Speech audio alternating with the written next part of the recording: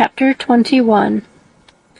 The discussion of Mr. Collins's offer was now nearly at an end, and Elizabeth had only to suffer from the uncomfortable feelings necessarily attending it, and occasionally from some peevish allusions of her mother. As for the gentleman himself, his feelings were chiefly expressed not by embarrassment or dejection, or by trying to avoid her, but by stiffness of manner and resentful silence. He scarcely ever spoke to her, and the assiduous attentions which he had been so sensible of himself were transferred for the rest of the day to Miss Lucas, whose civility in listening to him was a sensible relief to them all, and especially to her friend. The morrow produced no abatement of Mrs. Bennet's ill humour or ill health. Mr. Collins was also in the same state of angry pride.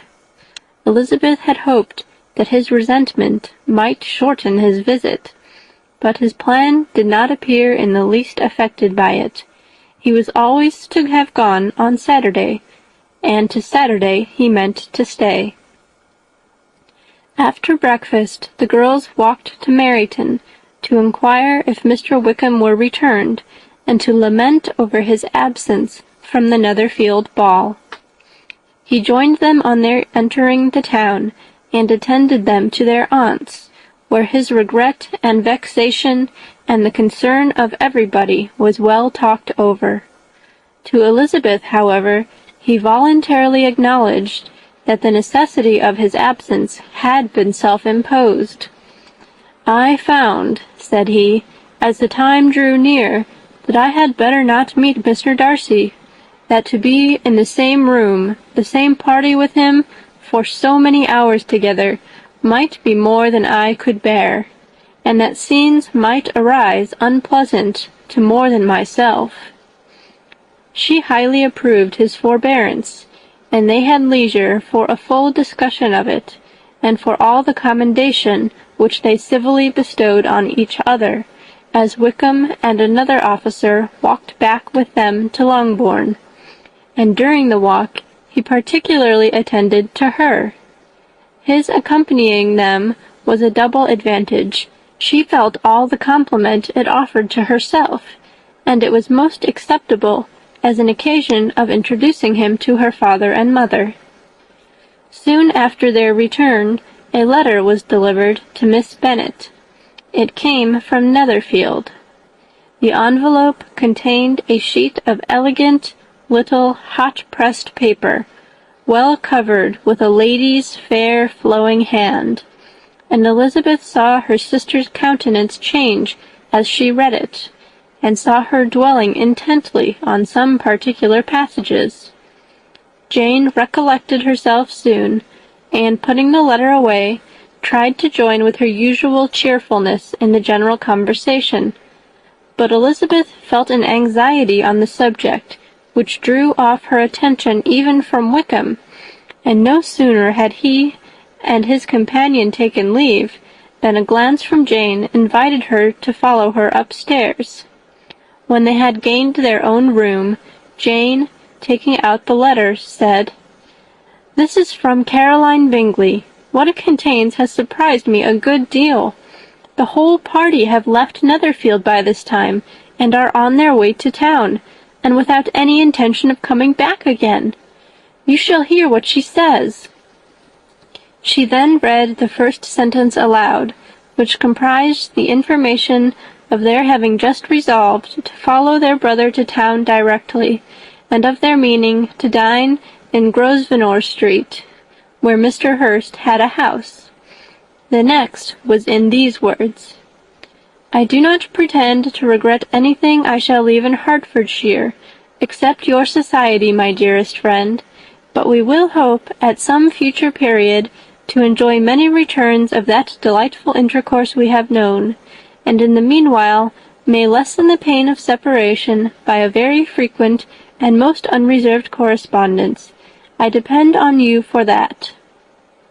To these high-flown expressions Elizabeth listened with all the insensibility of distrust, and though the suddenness of their removal surprised her, she saw nothing in it really to lament.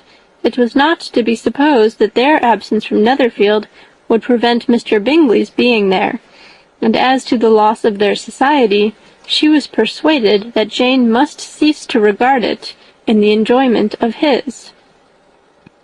"It is unlucky," said she, after a short pause, "that you should not be able to see your friends before they leave the country. But may we not hope that the period of future happiness to which Miss Bingley looks forward may arrive earlier than she is aware, and that the delightful intercourse you have known as friends will be renewed with yet greater satisfaction as sisters? Mr. Bingley will not be detained in London by them." "Caroline decidedly says that none of the party will return into Hertfordshire this winter. I will read it to you. When my brother left us yesterday, he imagined that the business which took him to London might be concluded in 3 or 4 days, but as we are certain it cannot be so, and at the same time convinced that when Charles gets to town he will be in no hurry to leave it again, we have determined on following him thither, that he may not be obliged to spend his vacant hours in a comfortless hotel. Many of my acquaintances are already there for the winter. I wish that I could hear that you, my dearest friend, had any intention of making one of the crowd, but of that I despair. I sincerely hope that your Christmas in Hertfordshire may abound in the gaieties which that season generally brings, and that your beaux will be so numerous as to prevent your feeling the loss of the 3 of whom we shall deprive you." "It is evident by this," added Jane, "that he comes back no more this winter." "It is only evident that Miss Bingley does not mean that he should." "Why will you think so? It must be his own doing. He is his own master. But you do not know all. I will read you the passage which particularly hurts me. I have no reserves from you. Mr. Darcy is impatient to see his sister, and to confess the truth, we are scarcely less eager to meet her again. I really do not think Georgiana Darcy has her equal for beauty, elegance, and accomplishments, and the affection she inspires in Louisa and myself is heightened into something still more interesting from the hope we dare entertain of her being hereafter our sister. I do not know whether I ever before mentioned to you my feelings on this subject, but I will not leave the country without confiding them, and I trust you will not esteem them unreasonable. My brother admires her greatly already. He will have frequent opportunity now of seeing her on the most intimate footing. Her relations all wish the connection as much as his own, and a sister's partiality is not misleading me, I think, when I call Charles most capable of engaging any woman's heart. With all these circumstances to favour an attachment, and nothing to prevent it, am I wrong, my dearest Jane, in indulging the hope of an event which will secure the happiness of so many?" "What think you of this sentence, my dear Lizzie?" said Jane as she finished it. "Is it not clear enough? Does it not expressly declare that Caroline neither expects nor wishes me to be her sister? That she is perfectly convinced of her brother's indifference, and that if she suspects the nature of my feelings for him, she means most kindly to put me on my guard? Can there be any other opinion on the subject?" "Yes, there can, for mine is totally different. Will you hear it?" "Most willingly." "You shall have it in a few words. Miss Bingley sees that her brother is in love with you, and wants him to marry Miss Darcy. She follows him to town in hope of keeping him there, and tries to persuade you that he does not care about you." Jane shook her head. "Indeed, Jane, you ought to believe me. No one who has ever seen you together can doubt his affection. Miss Bingley, I am sure, cannot. She is not such a simpleton. Could she have seen half as much love in Mr. Darcy for herself, she would have ordered her wedding clothes. But the case is this. We are not rich enough or grand enough for them, and she is the more anxious to get Miss Darcy for her brother, from the notion that when there has been one intermarriage, she may have less trouble in achieving a second, in which there is certainly some ingenuity, and I dare say it would succeed if Miss de Bourgh were out of the way. But, my dearest Jane, you cannot seriously imagine that because Miss Bingley tells you her brother greatly admires Miss Darcy, he is in the smallest degree less sensible of your merit than when he took leave of you on Tuesday, or that it will be in her power to persuade him that, instead of being in love with you, he is very much in love with her friend." "If we thought alike of Miss Bingley," replied Jane, "your representation of this might make me quite easy. But I know the foundation is unjust. Caroline is incapable of wilfully deceiving anyone, and all that I can hope in this case is that she is deceiving herself." "That is right. You could not have started a more happy idea, since you will not take comfort in mine. Believe her to be deceived, by all means. You have now done your duty by her, and must fret no longer." "But, my dear sister, can I be happy, even supposing the best, in accepting a man whose sisters and friends are all wishing him to marry elsewhere?" "You must decide for yourself," said Elizabeth, "and if, upon mature deliberation, you find that the misery of disobliging his two sisters is more than equivalent to the happiness of being his wife, I advise you by all means to refuse him." "How can you talk so?" said Jane, faintly smiling. "You must know that though I should be exceedingly grieved at their disapprobation, I could not hesitate." "I did not think you would, and that being the case, I cannot consider your situation with much compassion." "But if he returns no more this winter, my choice will never be required. 1,000 things may arise in 6 months." The idea of his returning no more Elizabeth treated with the utmost contempt. It appeared to her merely the suggestion of Caroline's interested wishes, and she could not for a moment suppose that those wishes, however openly or artfully spoken, could influence a young man so totally independent of everyone. She represented to her sister, as forcibly as possible, what she felt on the subject, and had soon the pleasure of seeing its happy effect. Jane's temper was not desponding, and she was gradually led to hope, though the diffidence of affection sometimes overcame the hope, that Bingley would return to Netherfield, and answer every wish of her heart. They agreed that Mrs. Bennet should only hear of the departure of the family, without being alarmed on the score of the gentleman's conduct.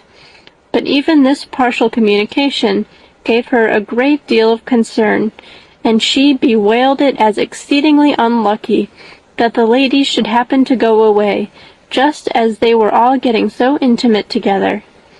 After lamenting it, however, at some length, she had the consolation that Mr. Bingley would be soon down again, and soon dining at Longbourn, and the conclusion of all was the comfortable declaration that though he had been invited only to a family dinner, she would take care to have 2 full courses. End of chapter 21. Chapter 22. The Bennets were engaged to dine with the Lucases, and again during the chief of the day was Miss Lucas so kind as to listen to Mr. Collins. Elizabeth took an opportunity of thanking her. "It keeps him in good humour," said she, "and I am more obliged to you than I can express." Charlotte assured her friend of her satisfaction in being useful, and that it amply repaid her for the little sacrifice of her time. This was very amiable, but Charlotte's kindness extended farther than Elizabeth had any conception of. Its object was nothing less than to secure her from any return of Mr. Collins' addresses by engaging them towards herself. Such was Miss Lucas's scheme, and appearances were so favourable that when they parted at night, she would have felt almost secure of success if he had not been to leave Hertfordshire so very soon. But here she did injustice to the fire and independence of his character, for it led him to escape out of Longbourn House the next morning with admirable slyness, and hasten to Lucas Lodge to throw himself at her feet. He was anxious to avoid the notice of his cousins, from a conviction that if they saw him depart, they would not fail to conjecture his design, and he was not willing to have the attempt known till its success might be known likewise, for though feeling almost secure, and with reason, for Charlotte had been tolerably encouraging, he was comparatively diffident since the adventure of Wednesday. His reception, however, was of the most flattering kind. Miss Lucas perceived him from an upper window as he walked towards the house, and instantly set out to meet him accidentally in the lane. But little had she dared to hope that so much love and eloquence awaited her there. In as short a time as Mr. Collins's long speeches would allow, everything was settled between them to the satisfaction of both, and as they entered the house, he earnestly entreated her to name the day that was to make him the happiest of men, and though such a solicitation must be waived for the present, the lady felt no inclination to trifle with his happiness. The stupidity with which he was favoured by nature must guard his courtship from any charm that could make a woman wish for its continuance, and Miss Lucas, who accepted him solely from the pure and disinterested desire of an establishment, cared not how soon that establishment were gained. Sir William and Lady Lucas were speedily applied to for their consent, and it was bestowed with a most joyful alacrity. Mr. Collins's present circumstances made it a most eligible match for their daughter, to whom they could give little fortune, and his prospects of future wealth were exceedingly fair. Lady Lucas began directly to calculate, with more interest than the matter had ever excited before, how many years longer Mr. Bennet was likely to live, and Sir William gave it as his decided opinion that whenever Mr. Collins should be in possession of the Longbourn estate, it would be highly expedient that both he and his wife should make their appearance at St. James's. The whole family, in short, were properly overjoyed on the occasion. The younger girls formed hopes of coming out a year or two sooner than they might otherwise have done, and the boys were relieved from their apprehension of Charlotte's dying an old maid. Charlotte herself was tolerably composed. She had gained her point, and had time to consider of it. Her reflections were in general satisfactory. Mr. Collins, to be sure, was neither sensible nor agreeable. His society was irksome, and his attachment to her must be imaginary. But still he would be her husband. Without thinking highly either of men or matrimony, marriage had always been her object. It was the only provision for well-educated young women of small fortune, and however uncertain of giving happiness, must be their pleasantest preservative from want. This preservative she had now obtained, and at the age of 27, without having ever been handsome, she felt all the good luck of it. The least agreeable circumstance in the business was the surprise it must occasion to Elizabeth Bennet, whose friendship she valued beyond that of any other person. Elizabeth would wonder, and probably would blame her, and though her resolution was not to be shaken, her feelings must be hurt by such a disapprobation. She resolved to give her the information herself, and therefore charged Mr. Collins, when he returned to Longbourn to dinner, to drop no hint of what had passed before any of the family. A promise of secrecy was of course very dutifully given, but it could not be kept without difficulty, for the curiosity excited by his long absence burst forth in such very direct questions on his return as required some ingenuity to evade, and he was at the same time exercising great self-denial, for he was longing to publish his prosperous love. As he was to begin his journey too early on the morrow to see any of the family, the ceremony of leave-taking was performed when the ladies moved for the night, and Mrs. Bennet, with great politeness and cordiality, said how happy they should be to see him at Longbourn again, whenever his engagements might allow him to visit them. "My dear madam," he replied, "this invitation is particularly gratifying, because it is what I have been hoping to receive, and you may be very certain that I shall avail myself of it as soon as possible." They were all astonished, and Mr. Bennet, who could by no means wish for so speedy a return, immediately said, "But is there not danger of Lady Catherine's disapprobation here, my good sir? You had better neglect your relations than run the risk of offending your patroness."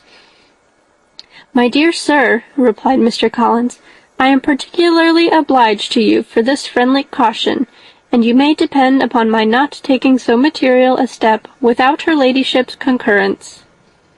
You cannot be too much upon your guard. Risk anything rather than her displeasure, and if you find it likely to be raised by your coming to us again, which I should think exceedingly probable, stay quietly at home, and be satisfied that we shall take no offence." "Believe me, my dear sir, my gratitude is warmly excited by such affectionate attention, and depend upon it, you will speedily receive from me a letter of thanks for this, and for every other mark of your regard, during my stay at Hertfordshire. As for my fair cousins, though my absence may not be long enough to render it necessary, I shall now take the liberty of wishing them health and happiness, not excepting my cousin Elizabeth." With proper civilities the ladies then withdrew, all of them equally surprised that he meditated a quick return.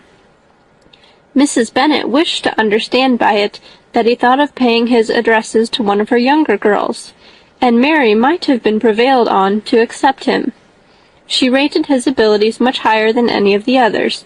There was a solidity in his reflections which often struck her, and though by no means so clever as herself, she thought that if encouraged to read and improve himself by such an example as hers, he might become a very agreeable companion. But on the following morning every hope of this kind was done away. Miss Lucas called soon after breakfast, and in a private conference with Elizabeth related the event of the day before.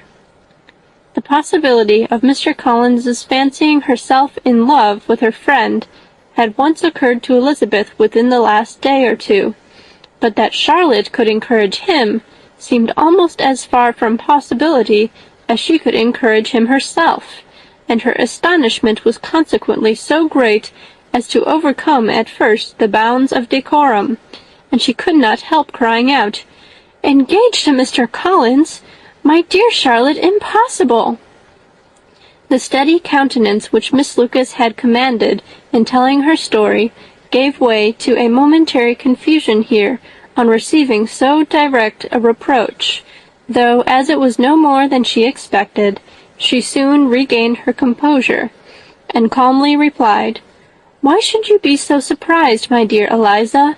Do you think it incredible that Mr. Collins should be able to procure any woman's good opinion because he was not so happy as to succeed with you?" But Elizabeth had now recollected herself, and making a strong effort for it, was able to assure with tolerable firmness that the prospect of their relationship was highly grateful to her, and that she wished her all imaginable happiness. "I see what you are feeling," replied Charlotte. "You must be surprised, very much surprised, so lately as Mr. Collins was wishing to marry you. But when you have had time to think it over, I hope you will be satisfied with what I have done. I am not romantic, you know. I never was. I ask only a comfortable home, and considering Mr. Collins's character, connection, and situation in life, I am convinced that my chance of happiness with him is as fair as most people can boast on entering the marriage state." Elizabeth quietly answered, "Undoubtedly," and after an awkward pause, they returned to the rest of the family. Charlotte did not stay much longer, and Elizabeth was then left to reflect on what she had heard. It was a long time before she became at all reconciled to the idea of so unsuitable a match. The strangeness of Mr. Collins's making 2 offers of marriage within 3 days was nothing in comparison of him being now accepted. She had always felt that Charlotte's opinion of matrimony was not exactly like her own, but she had not supposed it to be possible that when called into action she would have sacrificed every better feeling to worldly advantage. Charlotte, the wife of Mr. Collins, was a most humiliating picture, and to the pang of a friend disgracing herself, and sunk in her esteem, was added the distressing conviction that it was impossible for that friend to be tolerably happy in the lot she had chosen. Chapter 23. Elizabeth was sitting with her mother and sisters, reflecting on what she had heard, and doubting whether she was authorized to mention it, when Sir William Lucas himself appeared, sent by his daughter, to announce her engagement to the family. With many compliments to them, and much self-gratulation on the prospect of a connection between the houses, he unfolded the matter to an audience not merely wondering, but incredulous, for Mrs. Bennet, with more perseverance than politeness, protested he must be entirely mistaken, and Lydia, always unguarded and often uncivil, boisterously exclaimed, "Good Lord, Sir William, how can you tell such a story? Do not you know that Mr. Collins wants to marry Lizzie?" Nothing less than the complaisance of a courtier could have borne without anger such treatment. But Sir William's good breeding carried him through it all, and though he begged leave to be positive as to the truth of his information, he listened to all their impertinence with the most forbearing courtesy. Elizabeth, feeling it incumbent on her to relieve him from so unpleasant a situation, now put herself forward to confirm his account, by mentioning her prior knowledge of it from Charlotte herself, and endeavoured to put a stop to the exclamations of her mother and sisters by the earnestness of her congratulations to Sir William, in which she was readily joined by Jane, and by making a variety of remarks on the happiness that might be expected from the match, the excellent character of Mr. Collins, and the convenient distance of Hunsford from London. Mrs. Bennet was in fact too much overpowered to say a great deal while Sir William remained, but no sooner had he left than her feelings found a rapid vent. In the first place, she persisted in disbelieving the whole of the matter. Secondly, she was very sure that Mr. Collins had been taken in. Thirdly, she trusted that they would never be happy together. And fourthly, that the match might be broken off. Two inferences, however, were plainly deduced from the whole. One, that Elizabeth was the real cause of the mischief, and the other, that she herself had been barbarously misused by them all, and on these 2 points she principally dwelt during the rest of the day. Nothing could console and nothing could appease her, nor did that day wear out her resentment. A week elapsed before she could see Elizabeth without scolding her. A month passed away before she could speak to Sir William or Lady Lucas without being rude, and many months were gone before she could at all forgive their daughter. Mr. Bennet's emotions were much more tranquil on the occasion, and such as he did experience he pronounced to be of a most agreeable sort, for it gratified him, he said, to discover that Charlotte Lucas, whom he had been used to think tolerably sensible, was as foolish as his wife, and more foolish than his daughter. Jane confessed herself a little surprised at the match, but she said less of her astonishment than of her earnest desire for their happiness, nor could Elizabeth persuade her to consider it as improbable. Kitty and Lydia were far from envying Miss Lucas, for Mr. Collins was only a clergyman, and it affected them in no other way than as a piece of news to spread at Meryton. Lady Lucas could not be insensible of triumph on being able to retort on Mrs. Bennet the comfort of having a daughter well married, and she called at Longbourn rather oftener than usual to say how happy she was, though Mrs. Bennet's sour looks and ill-natured remarks might have been enough to drive happiness away. Between Elizabeth and Charlotte there was a restraint which kept them mutually silent on the subject, and Elizabeth felt persuaded that no real confidence could ever subsist between them again. Her disappointment in Charlotte made her turn with fonder regard to her sister, of whose rectitude and delicacy she was sure her opinion could never be shaken, and for whose happiness she grew daily more anxious, as Bingley had now been gone a week, and nothing more was heard of his return. Jane had sent Caroline an early answer to her letter, and was counting the days till she might reasonably hope to hear again. The promised letter of thanks from Mr. Collins arrived on Tuesday, addressed to their father, and written with all the solemnity of gratitude which a 12-month's abode in the family might have prompted. After discharging his conscience on that head, he proceeded to inform them, with many rapturous expressions, of his happiness in having obtained the affection of their amiable neighbour, Miss Lucas, and then explained that it was merely with the view of enjoying her society that he had been so ready to close with their kind wish of seeing him again at Longbourn, whither he hoped to be able to return on Monday fortnight, for Lady Catherine, he added, so heartily approved his marriage that she wished it to take place as soon as possible, which he trusted would be an unanswerable argument with his amiable Charlotte to name an early day for making him the happiest of men. Mr. Collins's return into Hertfordshire was no longer a matter of pleasure to Mrs. Bennet. On the contrary, she was as much disposed to complain of it as her husband. It was very strange that he should come to Longbourn instead of to Lucas Lodge. It was also very inconvenient and exceedingly troublesome. She hated having visitors in the house, while her health was so indifferent, and lovers were of all people the most disagreeable. Such were the gentle murmurs of Mrs. Bennet, and they gave way only to the greater distress of Mr. Bingley's continued absence. Neither Jane nor Elizabeth were comfortable on this subject. Day after day passed away without bringing any other tidings of him than the report which shortly prevailed in Meryton of his coming no more to Netherfield the whole winter, a report which highly incensed Mrs. Bennet, and which she never failed to contradict as a most scandalous falsehood. Even Elizabeth began to fear, not that Bingley was indifferent, but that his sisters would be successful in keeping him away. Unwilling as she was to admit an idea so destructive of Jane's happiness and so dishonourable to the stability of her lover, she could not prevent its frequently occurring. The united efforts of his two unfeeling sisters and of his overpowering friend, assisted by the attractions of Miss Darcy and the amusements of London, might be too much, she feared, for the strength of his attachment.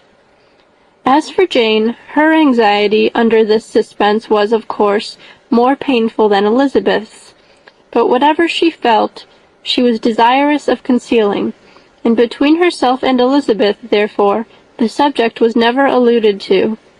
But as no such delicacy restrained her mother, an hour seldom passed in which she did not talk of Bingley, express her impatience for his arrival, or even require Jane to confess that if he did not come back, she would think herself very ill-used.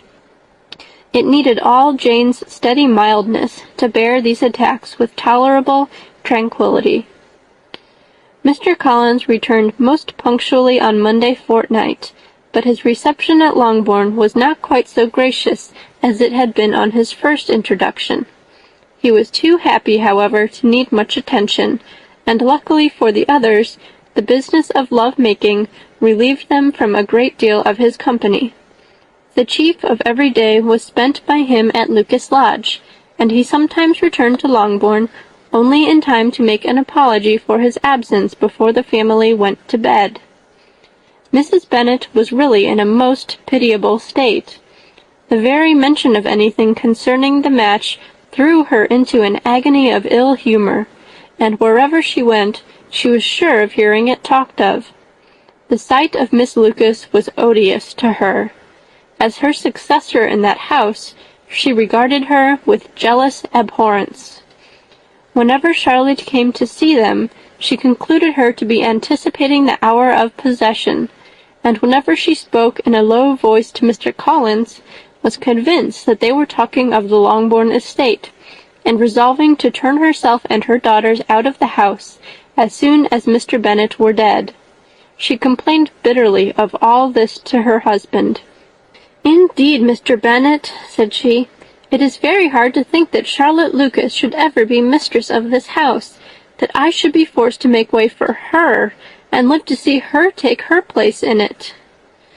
"My dear, do not give way to such gloomy thoughts. Let us hope for better things. Let us flatter ourselves that I may be the survivor." This was not very consoling to Mrs. Bennet, and therefore, instead of making any answer, she went on as before. "I cannot bear to think that they should have all this estate.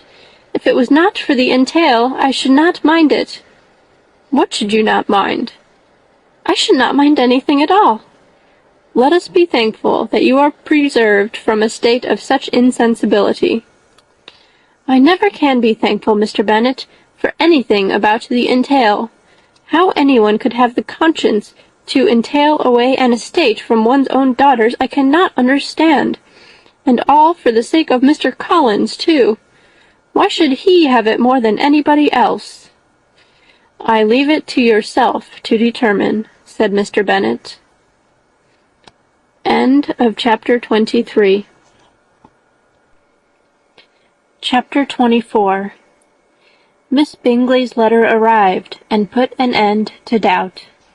The very first sentence conveyed the assurance of their being all settled in London for the winter, and concluded with her brother's regret at not having had time to pay his respects to his friends in Hertfordshire before he left the country.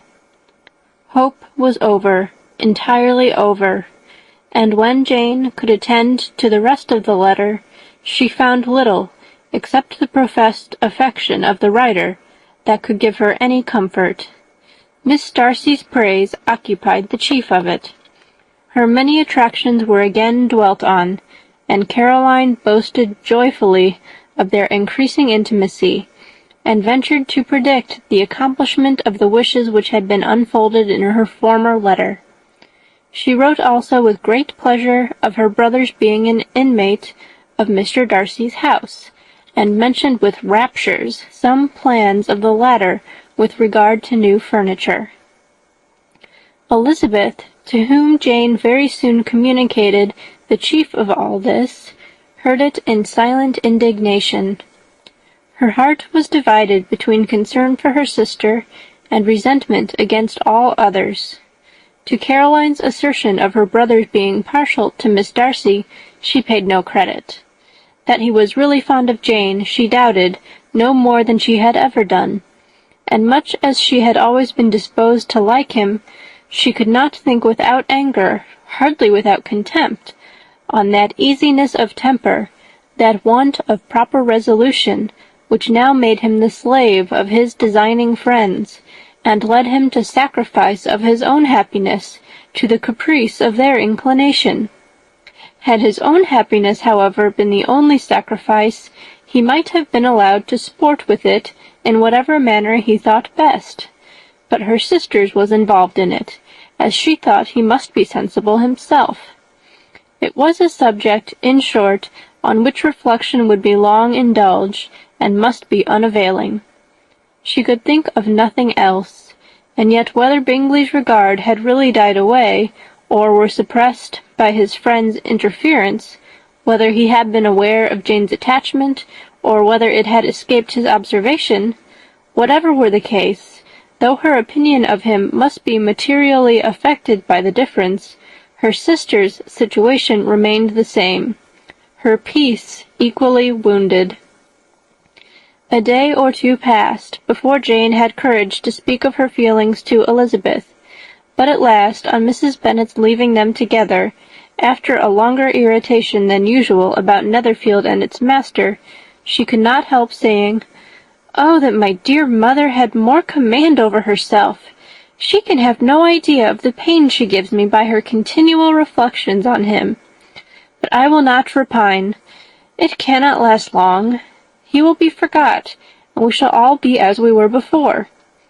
Elizabeth looked at her sister with incredulous solicitude, but said nothing.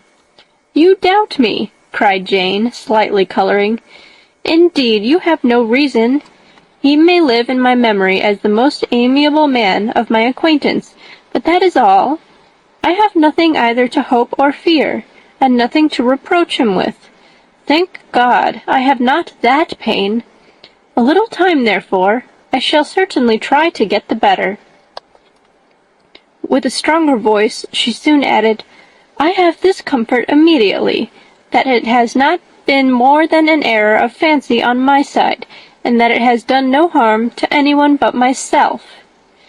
"My dear Jane," exclaimed Elizabeth, "you are too good. Your sweetness and disinterestedness are really angelic. I do not know what to say to you. I feel as if I had never done you justice, or loved you as you deserve." Miss Bennet eagerly disclaimed all extraordinary merit, and threw back the praise on her sister's warm affection. "Nay," said Elizabeth, "this is not fair. You wish to think all the world respectable, and are hurt if I speak ill of anybody. I only want to think you perfect, and you set yourself against it. Do not be afraid of my running into any excess, of my encroaching on your privilege of universal goodwill. You need not. There are few people whom I really love, and still fewer of whom I think well. The more I see of the world, the more I am dissatisfied with it, and every day confirms my belief of the inconsistency of all human characters, and of the little dependence that can be placed on the appearance of merit or sense.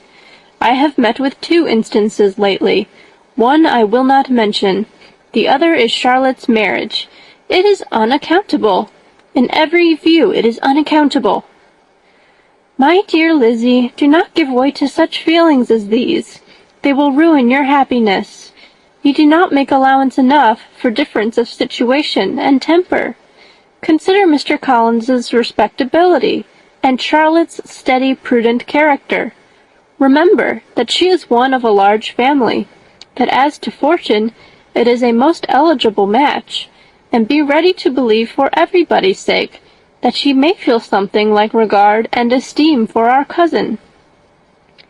To oblige you, I would try to believe almost anything, but no one else could be benefited by such a belief as this, for were I persuaded that Charlotte had any regard for him, I should only think worse of her understanding than I now do of her heart.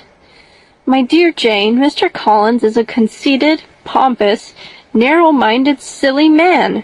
You know he is as well as I do, and you must feel as well as I do that the woman who married him cannot have a proper way of thinking. You shall not defend her, though it is Charlotte Lucas. You shall not, for the sake of one individual, change the meaning of principle and integrity, nor endeavor to persuade yourself or me that selfishness is prudence, and insensibility of danger security for happiness.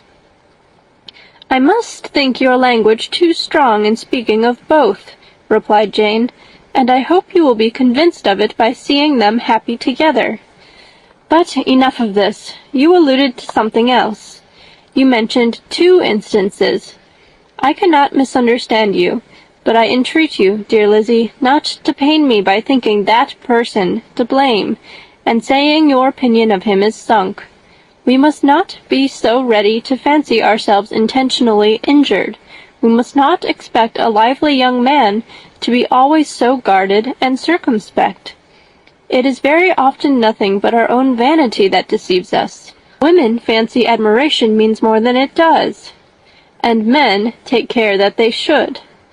If it is designedly done, they cannot be justified, but I have no idea of there being so much design in the world as some persons imagine.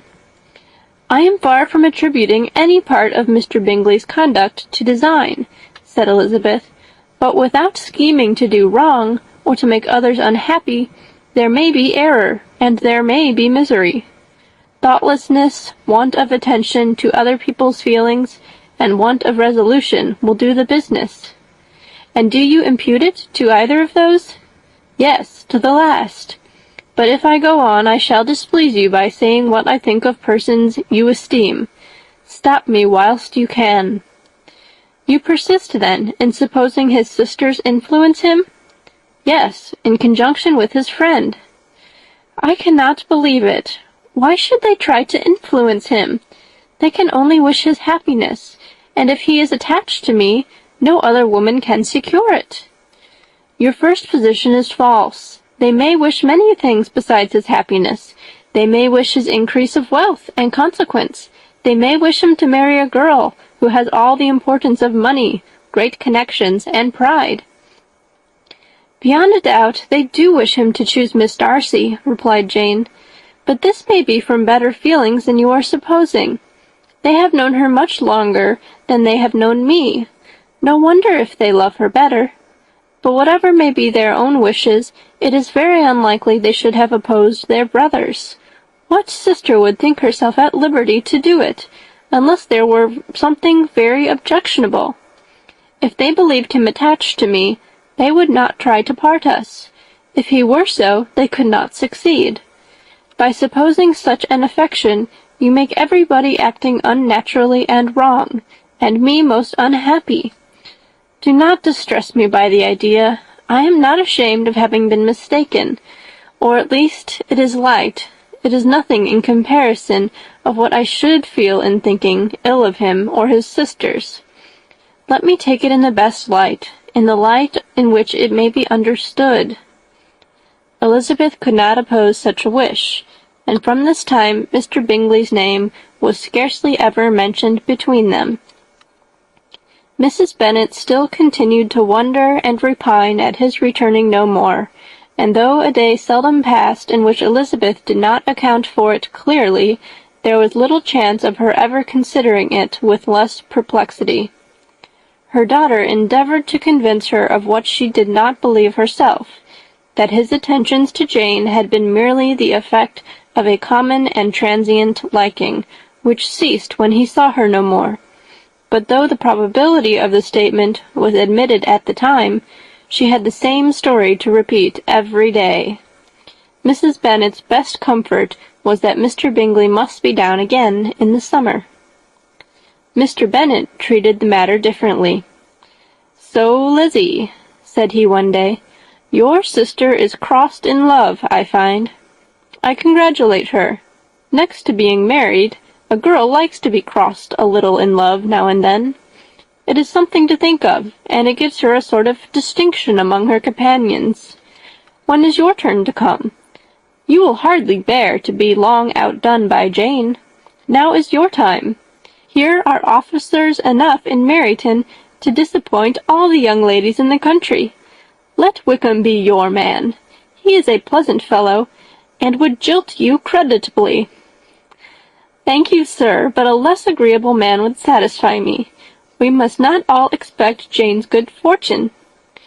"True," said Mr. Bennet, "but it is a comfort to think that whatever of that kind may befall you, you have an affectionate mother who will make the most of it." Mr. Wickham's society was of material service in dispelling the gloom which the late perverse occurrences had thrown on many of the Longbourn family. They saw him often, and to his other recommendations was now added that of general unreserve.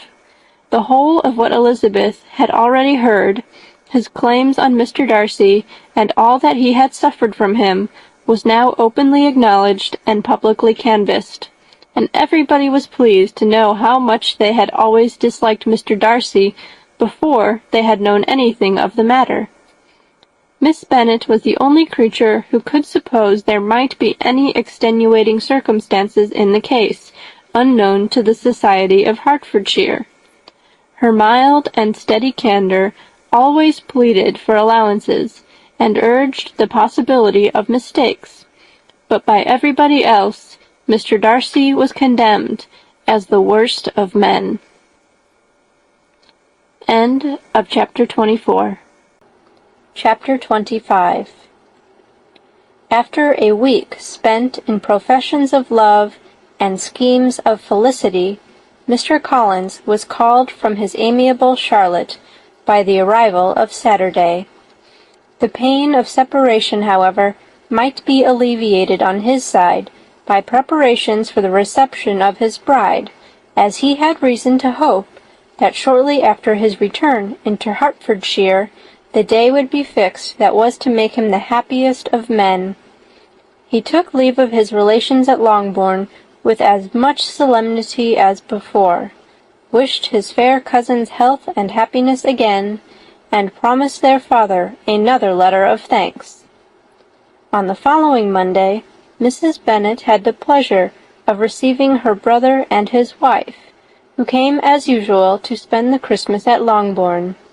Mr. Gardiner was a sensible, gentlemanlike man, greatly superior to his sister, as well by nature as education. The Netherfield ladies would have had difficulty in believing that a man who lived by trade, and within view of his own warehouses, could have been so well-bred and agreeable. Mrs. Gardiner, who was several years younger than Mrs. Bennet and Mrs. Phillips, was an amiable, intelligent, elegant woman, and a great favourite with all her Longbourn nieces. Between the two eldest, and herself especially, there subsisted a particular regard. They had frequently been staying with her in town. The first part of Mrs. Gardiner's business on her arrival was to distribute her presents and describe the newest fashions. When this was done, she had a less active part to play. It became her turn to listen. Mrs. Bennet had many grievances to relate, and much to complain of. They had all been very ill used since she last saw her sister. 2 of her girls had been upon the point of marriage, and after all there was nothing in it. "I do not blame Jane," she continued, "for Jane would have got Mr. Bingley if she could. But Lizzie, oh, sister, it is very hard to think that she might have been Mr. Collins's wife by this time, had it not been for her own perverseness. He made her an offer in this very room, and she refused him. The consequence of it is that Lady Lucas will have a daughter married before I have, and that the Longbourn estate is just as much entailed as ever. The Lucases are very artful people indeed, sister. They are all for what they can get. I am sorry to say it of them, but so it is. It makes me very nervous and poorly to be thwarted so in my own family, and to have neighbours who think of themselves before anybody else. However, your coming just at this time is the greatest of comforts, and I am very glad to hear what you tell us of long sleeves."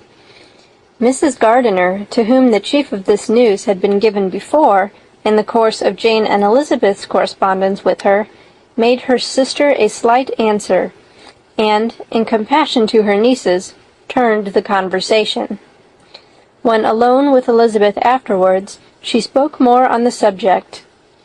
"It seems likely to have been a desirable match for Jane," said she. "I am sorry it went off. But these things happen so often. A young man, such as you describe Mr. Bingley, so easily falls in love with a pretty girl for a few weeks, and when accident separates them, so easily forgets her, that these sort of inconsistencies are very frequent." "An excellent consolation in its way," said Elizabeth, "but it will not do for us. We do not suffer by accident. It does not often happen that the interference of friends will persuade a young man of independent fortune to think no more of a girl whom he was violently in love with only a few days before." "But that expression of violently in love is so hackneyed, so doubtful, so indefinite, that it gives me very little idea. It is as often applied to feelings which arrive from a half-hour's acquaintance as to a real strong attachment. Pray, how violent was Mr. Bingley's love?" "I never saw a more promising inclination. He was growing quite inattentive to other people, and wholly engrossed by her. Every time they met, it was more decided and remarkable. At his own ball he offended 2 or 3 young ladies by not asking them to dance, and I spoke to him twice myself without receiving an answer. Could there be finer symptoms?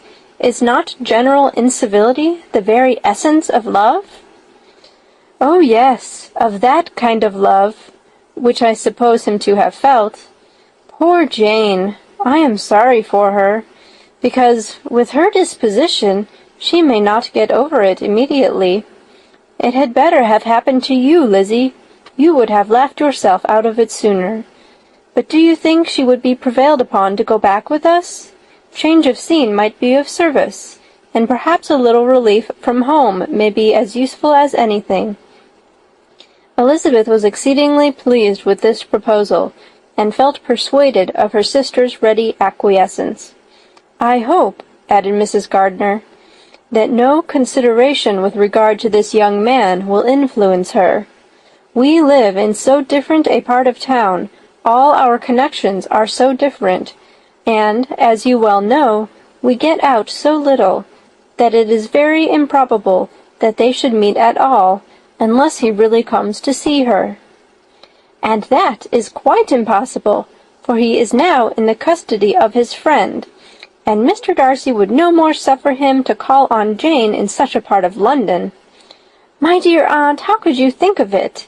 Mr. Darcy may have heard of such a place as Gracechurch Street, but he would hardly think a month's ablution enough to cleanse him from its impurities, were he once to enter it. And depend upon it, Mr. Bingley never stirs without him." "So much the better. I hope they will not meet at all. But does not Jane correspond with his sister? She will not be able to help calling." "She will drop the acquaintance entirely."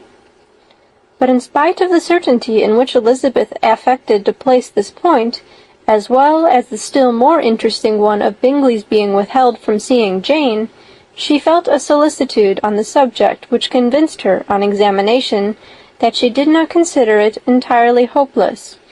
It was possible, and sometimes she thought it probable, that his affection might be reanimated, and the influence of his friends successfully combated by the more natural influence of Jane's attractions. Miss Bennet accepted her aunt's invitation with pleasure, and the Bingleys were no otherwise in her thoughts at the same time than as she hoped by Caroline's not living in the same house with her brother, she might occasionally spend a morning with her, without any danger of seeing him. The Gardiners stayed a week at Longbourn, and what with the Phillipses, the Lucases, and the officers, there was not a day without its engagement. Mrs. Bennet had so carefully provided for the entertainment of her brother and sister that they did not once sit down to a family dinner. When the engagement was for home, some of the officers always made part of it, of which officers Mr. Wickham was sure to be one, and on these occasions Mrs. Gardiner, rendered suspicious by Elizabeth's warm commendation, narrowly observed them both. Without supposing them, from what she saw, to be very seriously in love, their preference of each other was plain enough to make her a little uneasy, and she resolved to speak to Elizabeth on the subject before she left Hertfordshire, and represent to her the imprudence of encouraging such an attachment. To Mrs. Gardiner, Wickham had one means of affording pleasure, unconnected with his general powers. About 10 or a dozen years ago, before her marriage, she had spent a considerable time in that very part of Derbyshire to which he belonged. They had, therefore, many acquaintances in common, and though Wickham had been little there since the death of Darcy's father, it was yet in his power to give her fresher intelligence of her former friends than she had been in the way of procuring. Mrs. Gardiner had seen Pemberley, and known the late Mr. Darcy by character perfectly well. Here, consequently, was an inexhaustible subject of discourse. In comparing her recollection of Pemberley with the minute description which Wickham could give, and in bestowing her tribute of praise on the character of its late possessor, she was delighting both him and herself. On being made acquainted with the present Mr. Darcy's treatment of him, she tried to remember some of that gentleman's reputed disposition when quite a lad which might agree with it, and was confident at last that she recollected having heard Mr. Fitzwilliam Darcy formerly spoken of as a very proud, ill-natured boy. End of chapter 25. Chapter 26. Mrs. Gardiner's caution to Elizabeth was punctually and kindly given on the first favorable opportunity of speaking to her alone. After honestly telling her what she thought, she thus went on. "You are too sensible a girl, Lizzie, to fall in love merely because you are warned against it, and therefore I am not afraid of speaking openly. Seriously, I would have you be on your guard. Do not involve yourself or endeavor to involve him in an affection which the want of fortune would make so very imprudent. I have nothing to say against him. He is a most interesting young man, and if he had the fortune he ought to have, I should think you could not do better. But as it is, you must not let your fancy run away with you. You have sense, and we all expect you to use it. Your father would depend on your resolution and good conduct, I am sure. You must not disappoint your father." "My dear aunt, this is being serious indeed." "Yes, and I hope to engage you to be serious likewise." "Well, then, you need not be under any alarm. I will take care of myself, and of Mr. Wickham too. He shall not be in love with me, if I can prevent it." "Elizabeth, you are not serious now." "I beg your pardon, I will try again. At present I am not in love with Mr. Wickham. No, I certainly am not. But he is, beyond all comparison, the most agreeable man I ever saw, and if he becomes really attached to me, I believe it will be better that he should not. I see the imprudence of it. Oh, that abominable Mr. Darcy! My father's opinion of me does me the greatest honor, and I should be miserable to forfeit it. My father, however, is partial to Mr. Wickham. In short, my dear aunt, I should be very sorry to be the means of making any of you unhappy, but since we see every day that where there is affection, young people are seldom withheld, by immediate want of fortune, from entertaining such engagements with each other, how can I promise to be wiser than so many of my fellow creatures if I am tempted? Or how am I even to know that it would be wisdom to resist? All that I can promise you, therefore, is not to be in a hurry. I will not be in a hurry to believe myself his first object. When I am in company with him, I will not be wishing. In short, I will do my best. Perhaps it will be as well if you discourage his coming here so very often. At least you should not remind your mother of inviting him." "As I did the other day," said Elizabeth, with a conscious smile. "Very true. It will be wise in me to refrain from that. But do not imagine that he is always here so often. It is on your account that he has been so frequently invited this week. You know my mother's ideas as to the necessity of constant company for her friends. But really, and upon my honor, I will try to do what I think to be the wisest, and now I hope you are satisfied." Her aunt assured her that she was, and Elizabeth having thanked her for the kindness of her hints, they parted, a wonderful instance of advice being given on such a point without being resented.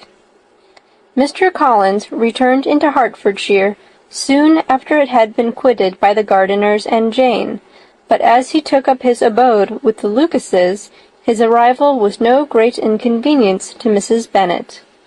His marriage was now fast approaching, and she was at length so far resigned as to think it inevitable, and even repeatedly to say, in an ill-natured tone, that she wished they might be happy. Thursday was to be the wedding day, and on Wednesday Miss Lucas paid her farewell visit, and when she rose to take leave, Elizabeth, ashamed of her mother's ungracious and reluctant good wishes, and sincerely affected herself, accompanied her out of the room. As they went downstairs together, Charlotte said, "I shall depend on hearing from you very often, Eliza." "That you certainly shall. And I have another favor to ask you. Will you come and see me? We shall often meet, I hope, in Hertfordshire. I am not likely to leave Kent for some time. Promise me, therefore, to come to Hunsford." Elizabeth could not refuse, though she foresaw little pleasure in the visit. "My father and Maria are coming to me in March," added Charlotte, "and I hope you will consent to be of the party. Indeed, Eliza, you will be as welcome as either of them." The wedding took place. The bride and bridegroom set off for Kent from the church door, and everybody had as much to say or to hear on the subject as usual. Elizabeth soon heard from her friend, and their correspondence was as regular and frequent as it had ever been. That it should be equally unreserved was impossible. Elizabeth could never address her without feeling that all the comfort of intimacy was over, and though determined not to slacken as a correspondent, it was for the sake of what had been, rather than what was. Charlotte's first letters were received with a good deal of eagerness. There could not but be curiosity to know how she would speak of her new home, how she would like Lady Catherine, and how happy she would dare pronounce herself to be. Though, when the letters were read, Elizabeth felt that Charlotte expressed herself on every point exactly as she might have foreseen. She wrote cheerfully, seemed surrounded with comforts, and mentioned nothing which she could not praise. The house, furniture, neighborhood, and roads were all to her taste, and Lady Catherine's behavior was most friendly and obliging. It was Mr. Collins's picture of Hunsford and Rosings rationally softened, and Elizabeth perceived that she must wait for her own visit there to know the rest. Jane had already written a few lines to her sister to announce their safe arrival in London, and when she wrote again, Elizabeth hoped it would be in her power to say something of the Bingleys. Her impatience for this second letter was as well rewarded as impatience generally is. Jane had been a week in town without either seeing or hearing from Caroline. She accounted for it, however, by supposing that her last letter to her friend from Longbourn had by some accident been lost. "My aunt," she continued, "is going tomorrow into that part of the town, and I shall take the opportunity of calling in Grosvenor Street." She wrote again when the visit was paid, and she had seen Miss Bingley. "I did not think Caroline in spirits," were her words, "but she was very glad to see me, and reproached me for giving her no notice of my coming to London. I was right, therefore, my last letter had never reached her. I inquired after their brother, of course. He was well, but so much engaged with Mr. Darcy that they scarcely ever saw him. I found that Miss Darcy was expected to dinner. I wish I could see her. My visit was not long, as Caroline and Mrs. Hurst were going out. I dare say I shall see them soon here." Elizabeth shook her head over this letter. It convinced her that accident only could discover to Mr. Bingley her sister's being in town. 4 weeks passed away, and Jane saw nothing of him. She endeavored to persuade herself that she did not regret it, but she could no longer be blind to Miss Bingley's inattention.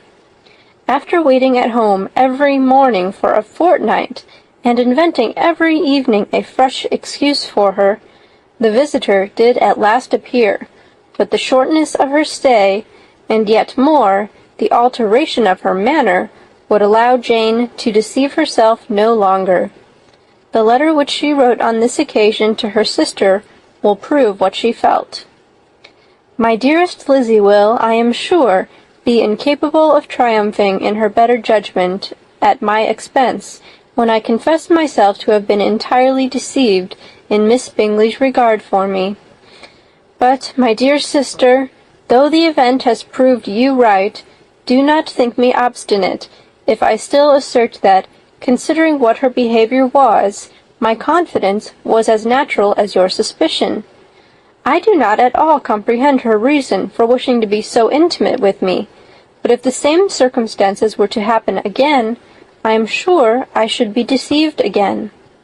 Caroline did not return my visit till yesterday, and not a note, not a line did I receive in the meantime.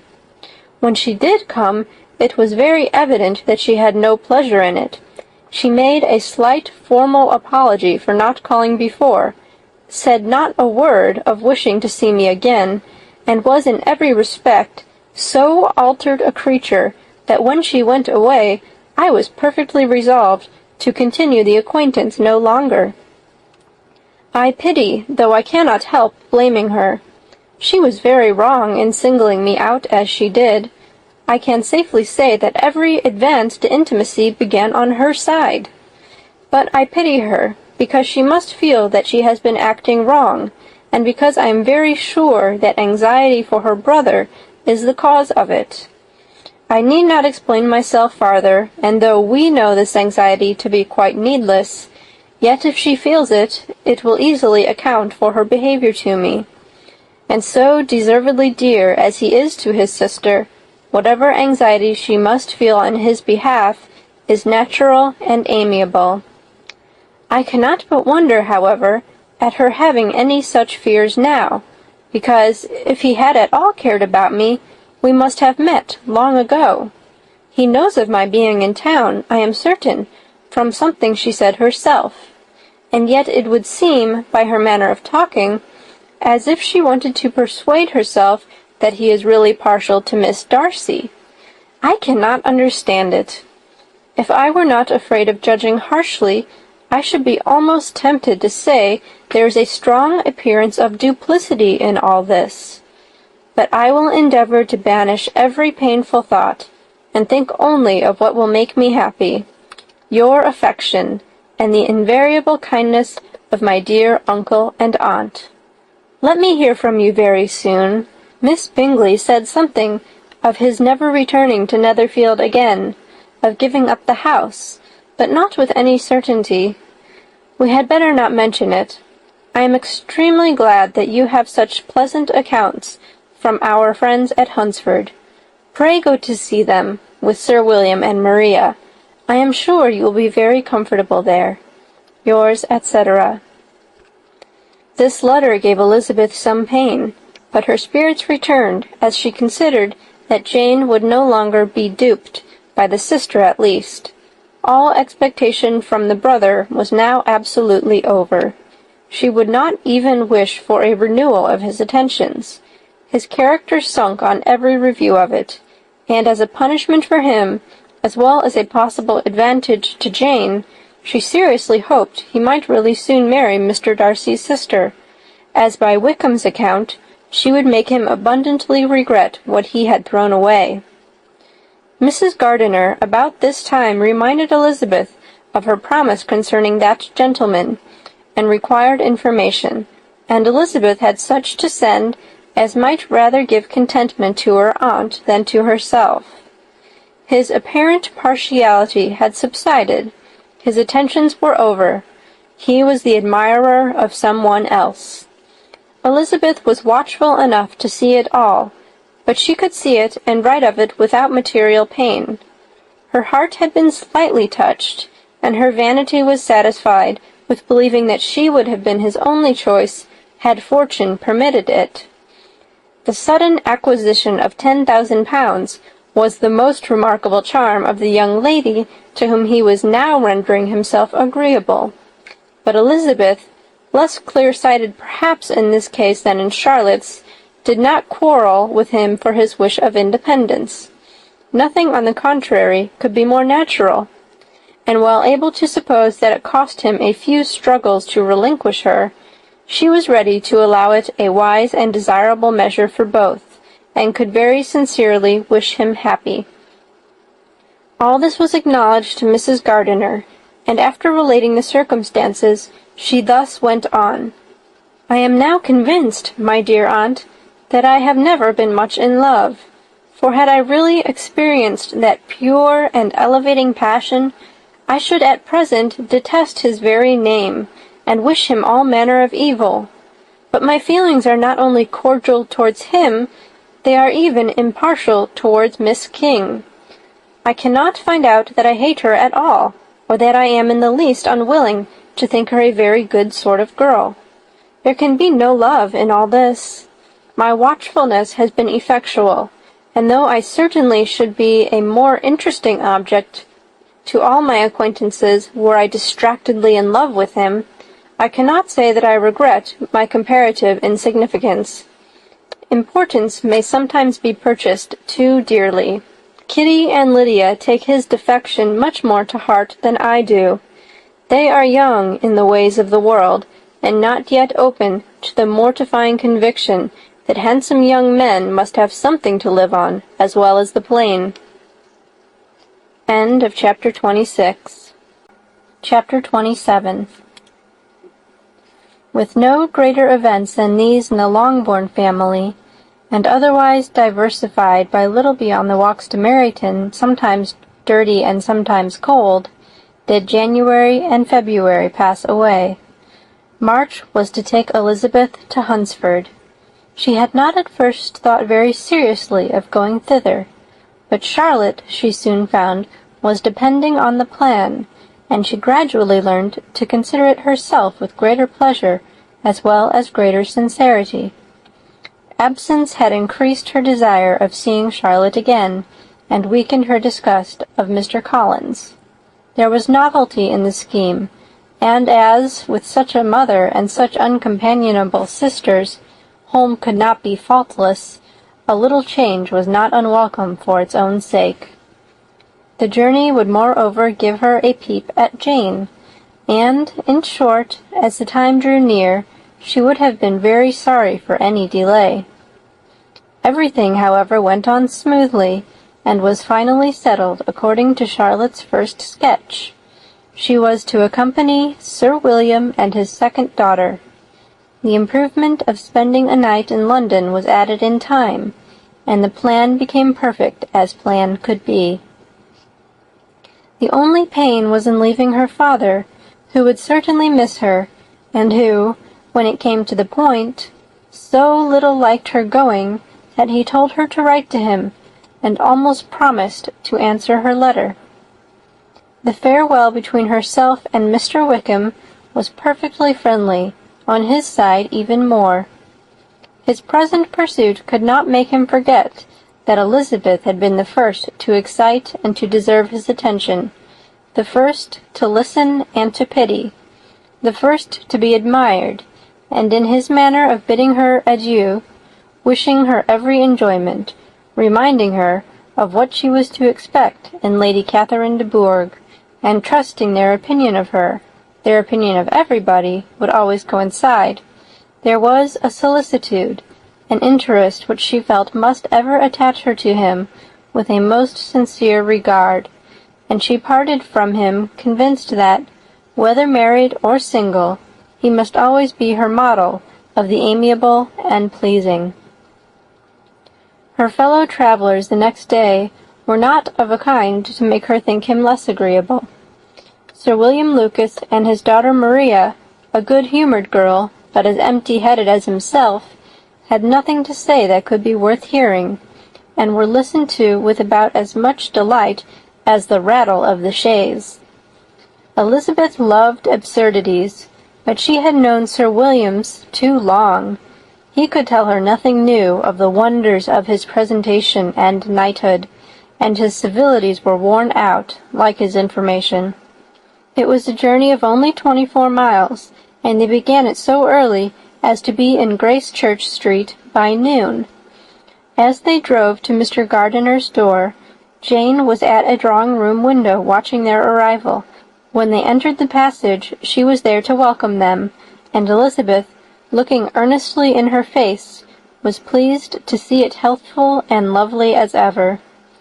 On the stairs were a troop of little boys and girls, whose eagerness for their cousin's appearance would not allow them to wait in the drawing-room, and whose shyness, as they had not seen her for a 12-month, prevented their coming lower. All was joy and kindness. The day passed most pleasantly away, the morning in bustle and shopping, and the evening at one of the theatres. Elizabeth then contrived to sit by her aunt. Their first object was her sister, and she was more grieved than astonished to hear, in reply to her minute inquiries, that though Jane always struggled to support her spirits, there were periods of dejection. It was reasonable, however, to hope that they would not continue long. Mrs. Gardiner gave her the particulars also of Miss Bingley's visit in Gracechurch Street, and repeated conversations occurring at different times between Jane and herself, which proved that the former had, from her heart, given up the acquaintance. Mrs. Gardiner then rallied her niece on Wickham's desertion, and complimented her on bearing it so well. "But, my dear Elizabeth," she added, "what sort of girl is Miss King? I should be sorry to think our friend mercenary." "Pray, my dear aunt, what is the difference in matrimonial affairs between the mercenary and the prudent motive? Where does discretion end and avarice begin? Last Christmas you were afraid of his marrying me, because it would be imprudent, and now, because he is trying to get a girl with only 10,000 pounds, you want to find out that he is mercenary. If you will only tell me what sort of girl Miss King is, I shall know what to think." "She is a very good kind of girl, I believe. I know no harm of her." "But he paid her not the smallest attention, till her grandfather's death made her mistress of this fortune." "No. What should he? If it were not allowable for him to gain my affections because I had no money, what occasion could there be for making love to a girl whom he did not care about, and who was equally poor? But there seems an indelicacy in directing his attentions towards her so soon after this event. A man in distressed circumstances has not time for all those elegant decorums which other people may observe. If she does not object to it, why should we? Her not objecting does not justify him. It only shows her being deficient in something herself, sense or feeling." "Well," cried Elizabeth, "have it as you choose. He shall be mercenary, and she shall be foolish." "No, Lizzie, that is what I do not choose. I should be sorry, you know, to think ill of a young man who has lived so long in Derbyshire." "Oh, if that is all, I have a very poor opinion of young men who live in Derbyshire, and their intimate friends who live in Hertfordshire are not much better. I am sick of them all. Thank heaven! I am going tomorrow where I shall find a man who has not one agreeable quality, who has neither manner nor sense to recommend him. Stupid men are the only ones worth knowing, after all." "Take care, Lizzie. That speech savors strongly of disappointment." Before they were separated by the conclusion of the play, she had the unexpected happiness of an invitation to accompany her uncle and aunt in a tour of pleasure which they proposed taking in the summer. "We have not determined how far it shall carry us," said Mrs. Gardiner, "but perhaps to the lakes." No scheme could have been more agreeable to Elizabeth, and her acceptance of the invitation was most ready and grateful. "Oh, my dear, dear aunt," she rapturously cried, "what delight! What felicity! You give me fresh life and vigor. Adieu to disappointment and spleen. What are young men to rocks and mountains? Oh, what hours of transport we shall spend! And when we do return, it shall not be like other travelers, without being able to give one accurate idea of anything. We will know where we have gone. We will recollect what we have seen. Lakes, mountains, and rivers shall not be jumbled together in our imaginations, nor when we attempt to describe any particular scene will we begin quarreling about its relative situation. Let our first effusions be less insupportable than those of the generality of travelers." End of chapter 27. Chapter 28. Every object in the next day's journey was new and interesting to Elizabeth, and her spirits were in a state of enjoyment, for she had seen her sister looking so well as to banish all fear for her health, and the prospect of her northern tour was a constant source of delight. When they left the high road for the lane to Hunsford, every eye was in search of the parsonage, and every turning expected to bring it in view. The palings of Rosings Park was their boundary on one side. Elizabeth smiled at the recollection of all that she had heard of its inhabitants. At length the parsonage was discernible. the garden sloping to the road, the house standing in it, the green pales and the laurel hedge, everything declared they were arriving. Mr. Collins and Charlotte appeared at the door, and the carriage stopped at the small gate which led by a short gravel walk to the house, amidst the nods and smiles of the whole party.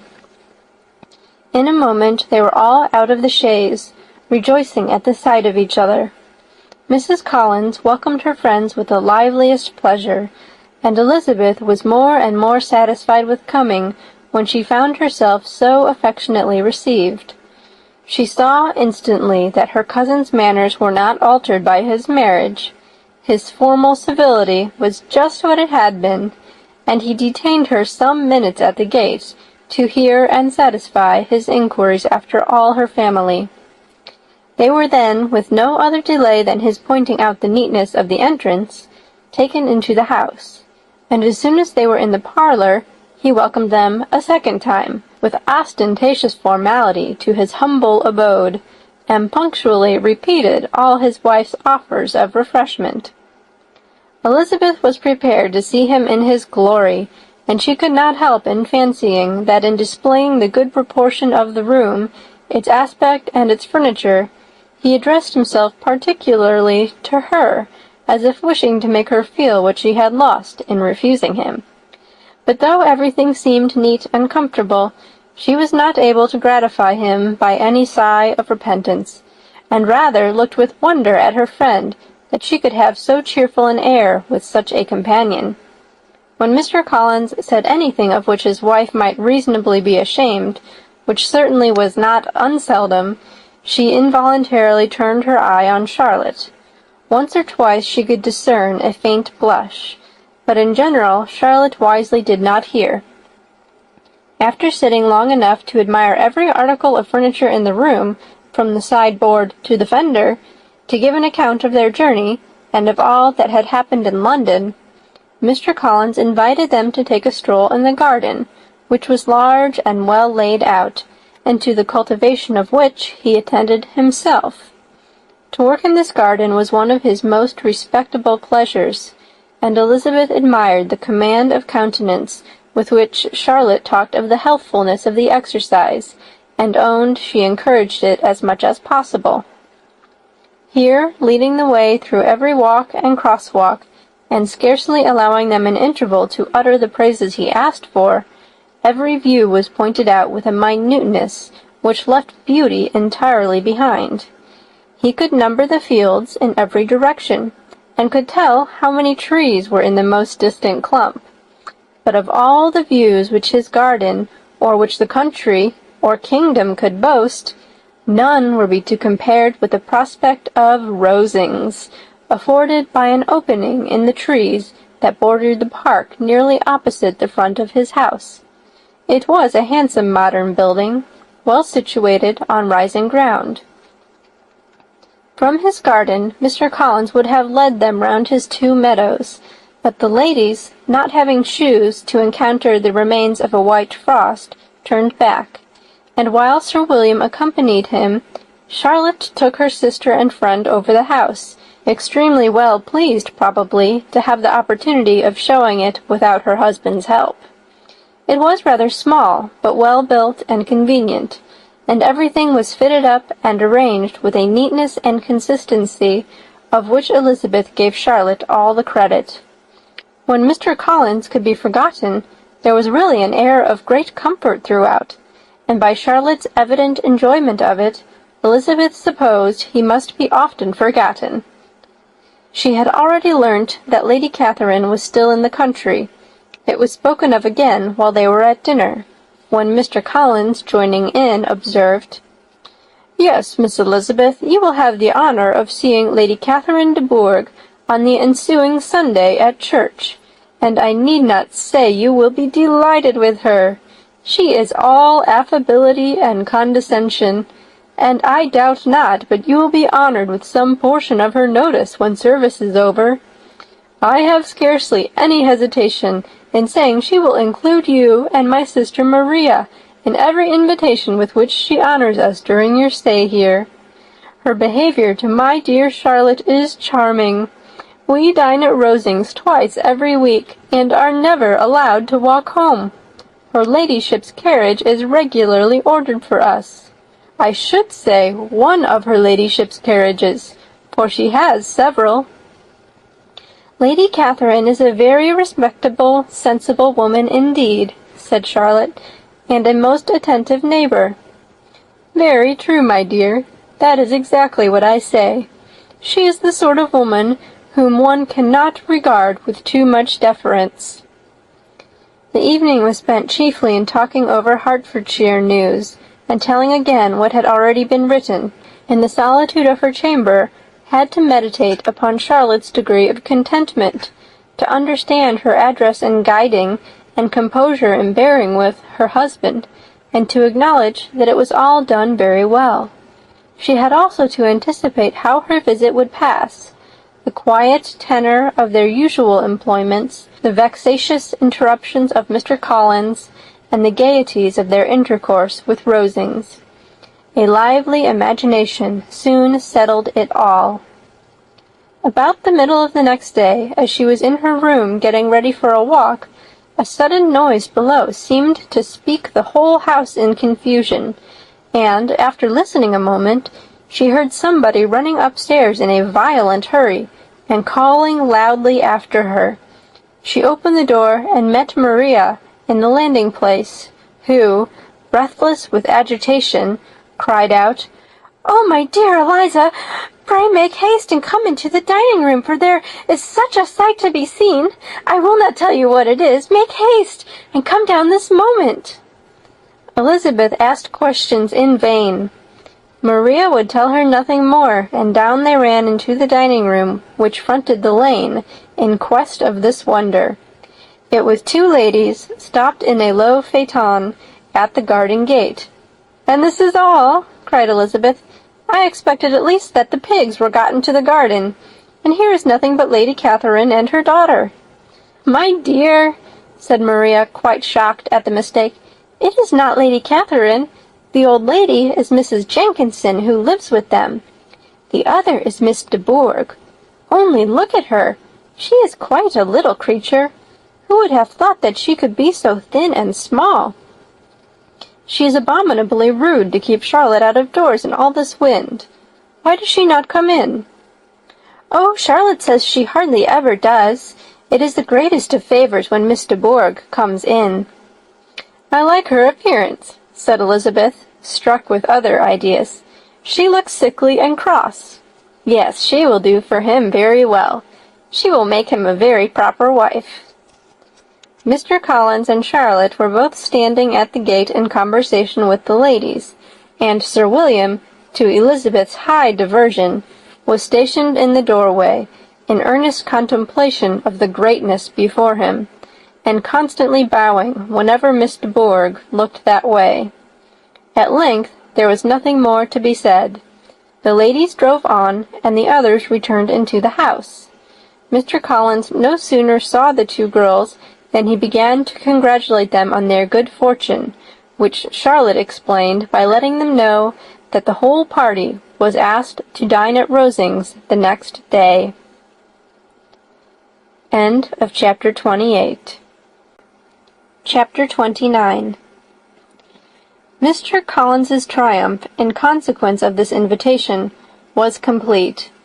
The power of displaying the grandeur of his patroness to his wondering visitors, and of letting them see her civility towards himself and his wife, was exactly what he had wished for, and that an opportunity of doing it should be given so soon was such an instance of Lady Catherine's condescension as he knew not how to admire enough. "I confess," said he, "that I should not have been at all surprised by her ladyship's asking us on Sunday to drink tea and spend the evening at Rosings. I rather expected, from my knowledge of her affability, that it would happen. But who could have foreseen such an attention as this? Who could have imagined that we should receive an invitation to dine there? An invitation, moreover, including the whole party, so immediately after your arrival? I am the less surprised at what has happened. replied Sir William, "from that knowledge of what the matters of the great really are, which my situation in life has allowed me to acquire.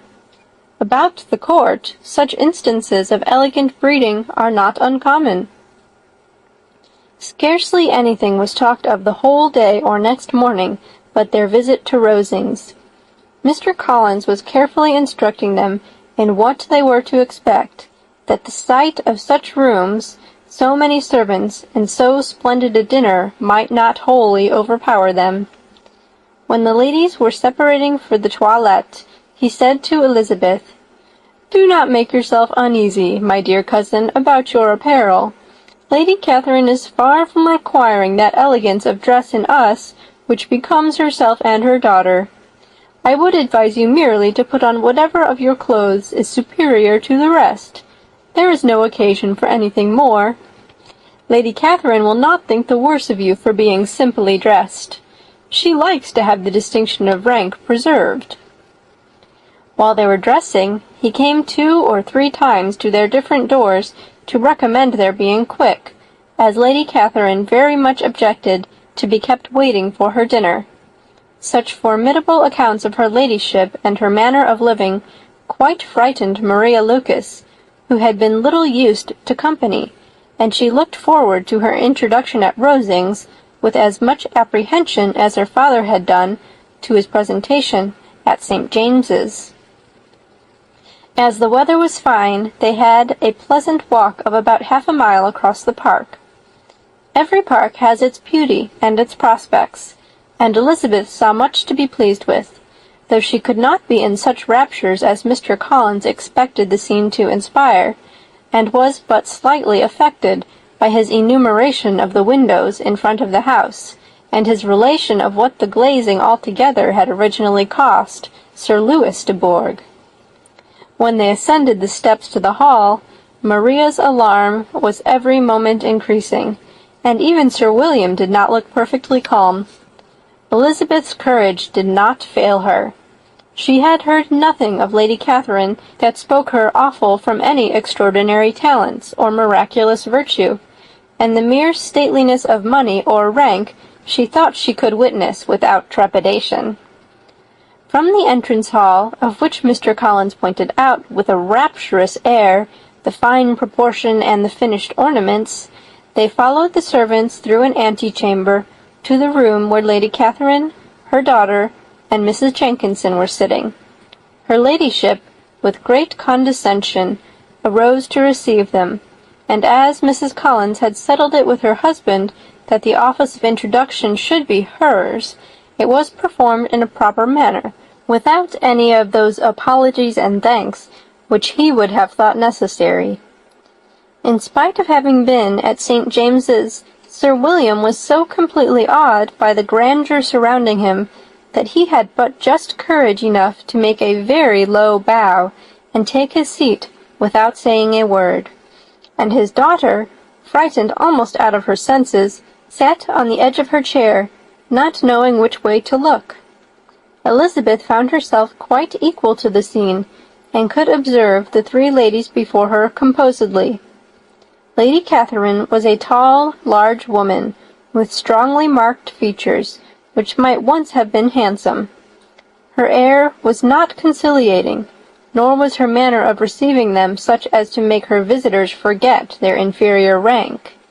She was not rendered formidable by silence, but whatever she said was spoken in so authoritative a tone as marked her self-importance and brought Mr. Wickham immediately to Elizabeth's mind, and from the observation of the day altogether, she believed Lady Catherine to be exactly what he represented.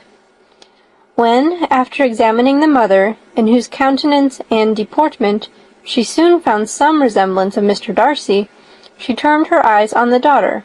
She could almost have joined in Maria's astonishment at her being so thin and so small.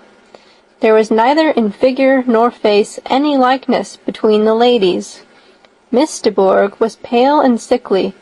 Her features, though not plain, were insignificant, and she spoke very little, except in a low voice to Mrs. Jenkinson, in whose appearance there was nothing remarkable, and who was entirely engaged in listening to what she said, and placing a screen in the proper direction before her eyes. After sitting a few minutes, they were all sent to one of the windows to admire the view, Mr. Collins attending them to point out its beauties, and Lady Catherine kindly informing them that it was much better worth looking at in the summer. The dinner was exceedingly handsome, and there were all the servants and all the articles of plate which Mr. Collins had promised, and as he had likewise foretold, he took his seat at the bottom of the table, by her ladyship's desire, and looked as if he felt that life could furnish nothing greater.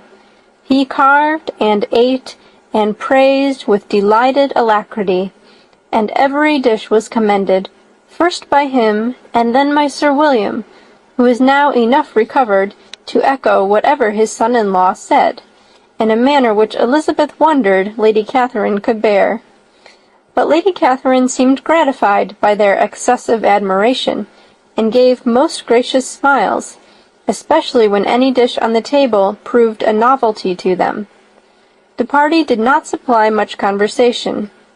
Elizabeth was ready to speak whenever there was an opening, but she was seated between Charlotte and Miss de Bourgh, the former of whom was engaged in listening to Lady Catherine, and the latter said not a word to her all dinner-time. Mrs. Jenkinson was chiefly employed in watching how little Miss de Bourgh ate, pressing her to try some other dish, and fearing she was indisposed. Maria thought speaking out of the question, and the gentlemen did nothing but eat and admire. When the ladies returned to the drawing-room, there was little to be done but to hear Lady Catherine talk, which she did without any intermission till coffee came in, delivering her opinion on every subject in so decisive a manner as proved that she was not used to have her judgment controverted. She inquired into Charlotte's domestic concerns familiarly and minutely, gave her a great deal of advice as to the management of them all, told her how everything ought to be regulated in so small a family as hers, and instructed her as to the care of her cows and her poultry. Elizabeth found that nothing was beneath this great lady's attention, which could furnish her with an occasion of dictating to others. In the intervals of her discourse with Mrs. Collins, she addressed a variety of questions to Maria and Elizabeth, but especially to the latter, of whose connections she knew the least, and who she observed to Mrs. Collins was a very genteel, pretty kind of girl. She asked her at different times how many sisters she had, whether they were older or younger than herself, whether any of them were likely to be married, whether they were handsome, where they had been educated, what carriage her father kept, and what had been her mother's maiden name. Elizabeth felt all the impertinence of her questions, but answered them very composedly. Lady Catherine then observed, "Your father's estate is entailed on Mr. Collins, I think. For your sake," turning to Charlotte, "I am glad of it, but otherwise I see no occasion for entailing estates from the female line. It was not thought necessary in Sir Louis de Bourgh's family. Do you play and sing, Miss Bennet?" "A little." "Oh, then, some time or other, we shall be happy to hear you. Our instrument is a capital one, probably superior to— You shall try it some day. Do your sisters play and sing?" "One of them does." "Why did not you all learn? You ought all to have learned. The Miss Webbs all play, and their father has not so good an income as yours. Do you draw?" "No, not at all." "What? None of you?" "Not one." "That is very strange, but I suppose you had no opportunity. Your mother should have taken you to town every spring for the benefit of masters." "My mother would have had no objection, but my father hates London." "Has your governess left you?" "We never had any governess." "No governess? How was that possible? 5 daughters brought up at home without a governess? I never heard of such a thing. Your mother must have been quite a slave to your education." Elizabeth could hardly help smiling as she assured her that had not been the case. "Then who taught you? Who attended to you? Without a governess, you must have been neglected." "Compared with some families, I believe we were, but such of us as wished to learn never wanted the means. We were always encouraged to read, and had all the masters that were necessary. Those who chose to be idle certainly might."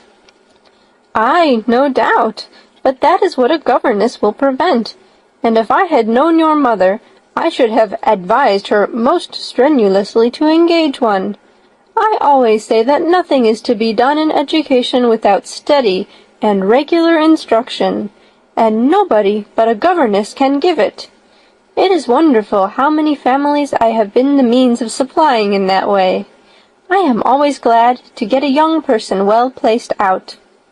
4 nieces of Mrs. Jenkinson are most delightfully situated through my means, and it was but the other day that I recommended another young person, who was merely accidentally mentioned to me, and the family was quite delighted with her. Mrs. Collins, did I tell you of Lady Metcalfe's calling yesterday to thank me?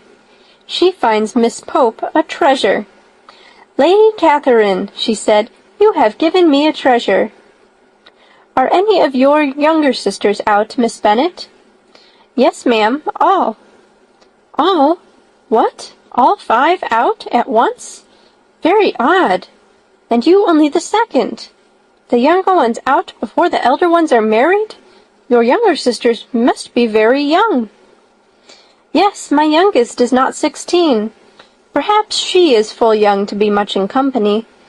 But really, ma'am, I think it would be very hard upon younger sisters that they should not have their share of society and amusement because the elder may not have the means or inclination to marry early. The last-born has as good a right to the pleasures of youth as the first, and to be kept back on such a motive, I think it would not be very likely to promote sisterly affection or delicacy of mind." "Upon my word," said her ladyship, "you give your opinion very decidedly for so young a person. Pray, what is your age?" "With 3 younger sisters grown up," replied Elizabeth, smiling, "your ladyship can hardly expect me to own it." Lady Catherine seemed quite astonished at not receiving a direct answer, and Elizabeth suspected herself to be the first creature who had ever dared to trifle with so much dignified impertinence. "You cannot be more than 20, I am sure. Therefore you need not conceal your age." "I am not 21." When the gentlemen had joined them, and tea was over, the card-tables were placed. Lady Catherine, Sir William, and Mr. and Mrs. Collins sat down to quadrille, and as Miss de Bourgh chose to play at casino, the 2 girls had the honor of assisting Mrs. Jenkins to make up her party. Their table was superlatively stupid. Scarcely a syllable was uttered that did not relate to the game, except when Mrs. Jenkinson expressed her fears of Miss de Bourgh's being too hot, or too cold, or having too much or too little light. A great deal more passed at the other table. Lady Catherine was generally speaking, stating the mistakes of the 3 others, or relating some anecdote of herself. Mr. Collins was employed in agreeing to everything her ladyship said, thanking her for every fish he won, and apologizing if he thought he won too many. Sir William did not say much. He was storing his memory with anecdotes and noble names. When Lady Catherine and her daughter had played as long as they chose, the tables were broken up. The carriage was offered to Mrs. Collins, gratefully accepted, and immediately ordered. The party then gathered round the fire to hear Lady Catherine determine what weather they were to have on the morrow. From these instructions they were summoned by the arrival of the coach, and with many speeches of thankfulness on Mr. Collins's side, and as many bows on Sir William's, they departed. As soon as they had driven from the door, Elizabeth was called on by her cousin to give her opinion of all that she had seen at Rosings, which, for Charlotte's sake, she made more favourable than it really was. But her commendation, though costing her some trouble, could by no means satisfy Mr. Collins, and he was very soon obliged to take her ladyship's praise into his own hands. End of chapter 29.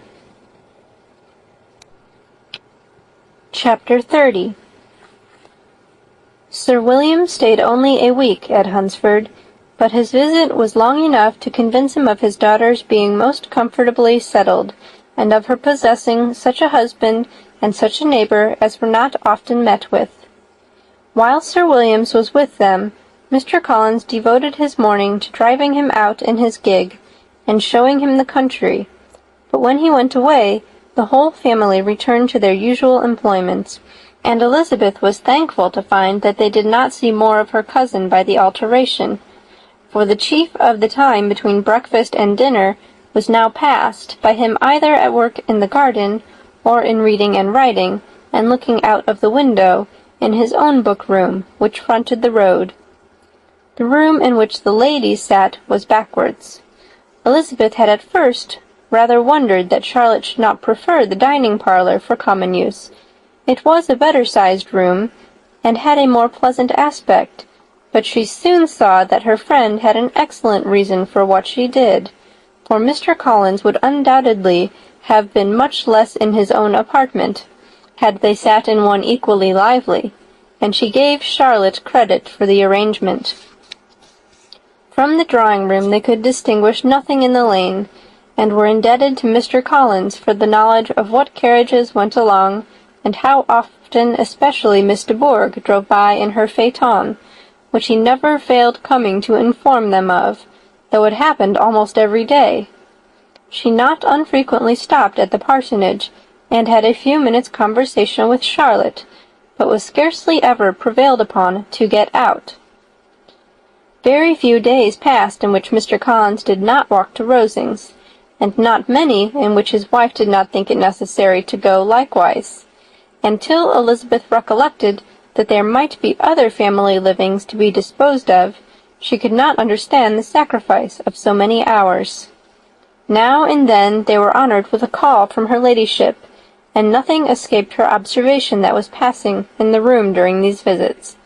She examined into their employments, looked at their work, and advised them to do it differently, found fault with the arrangement of the furniture, or detected the housemaid in negligence, and if she accepted any refreshment, seemed to do it only for the sake of finding out that Mrs. Collins's joints of meat were too large for her family.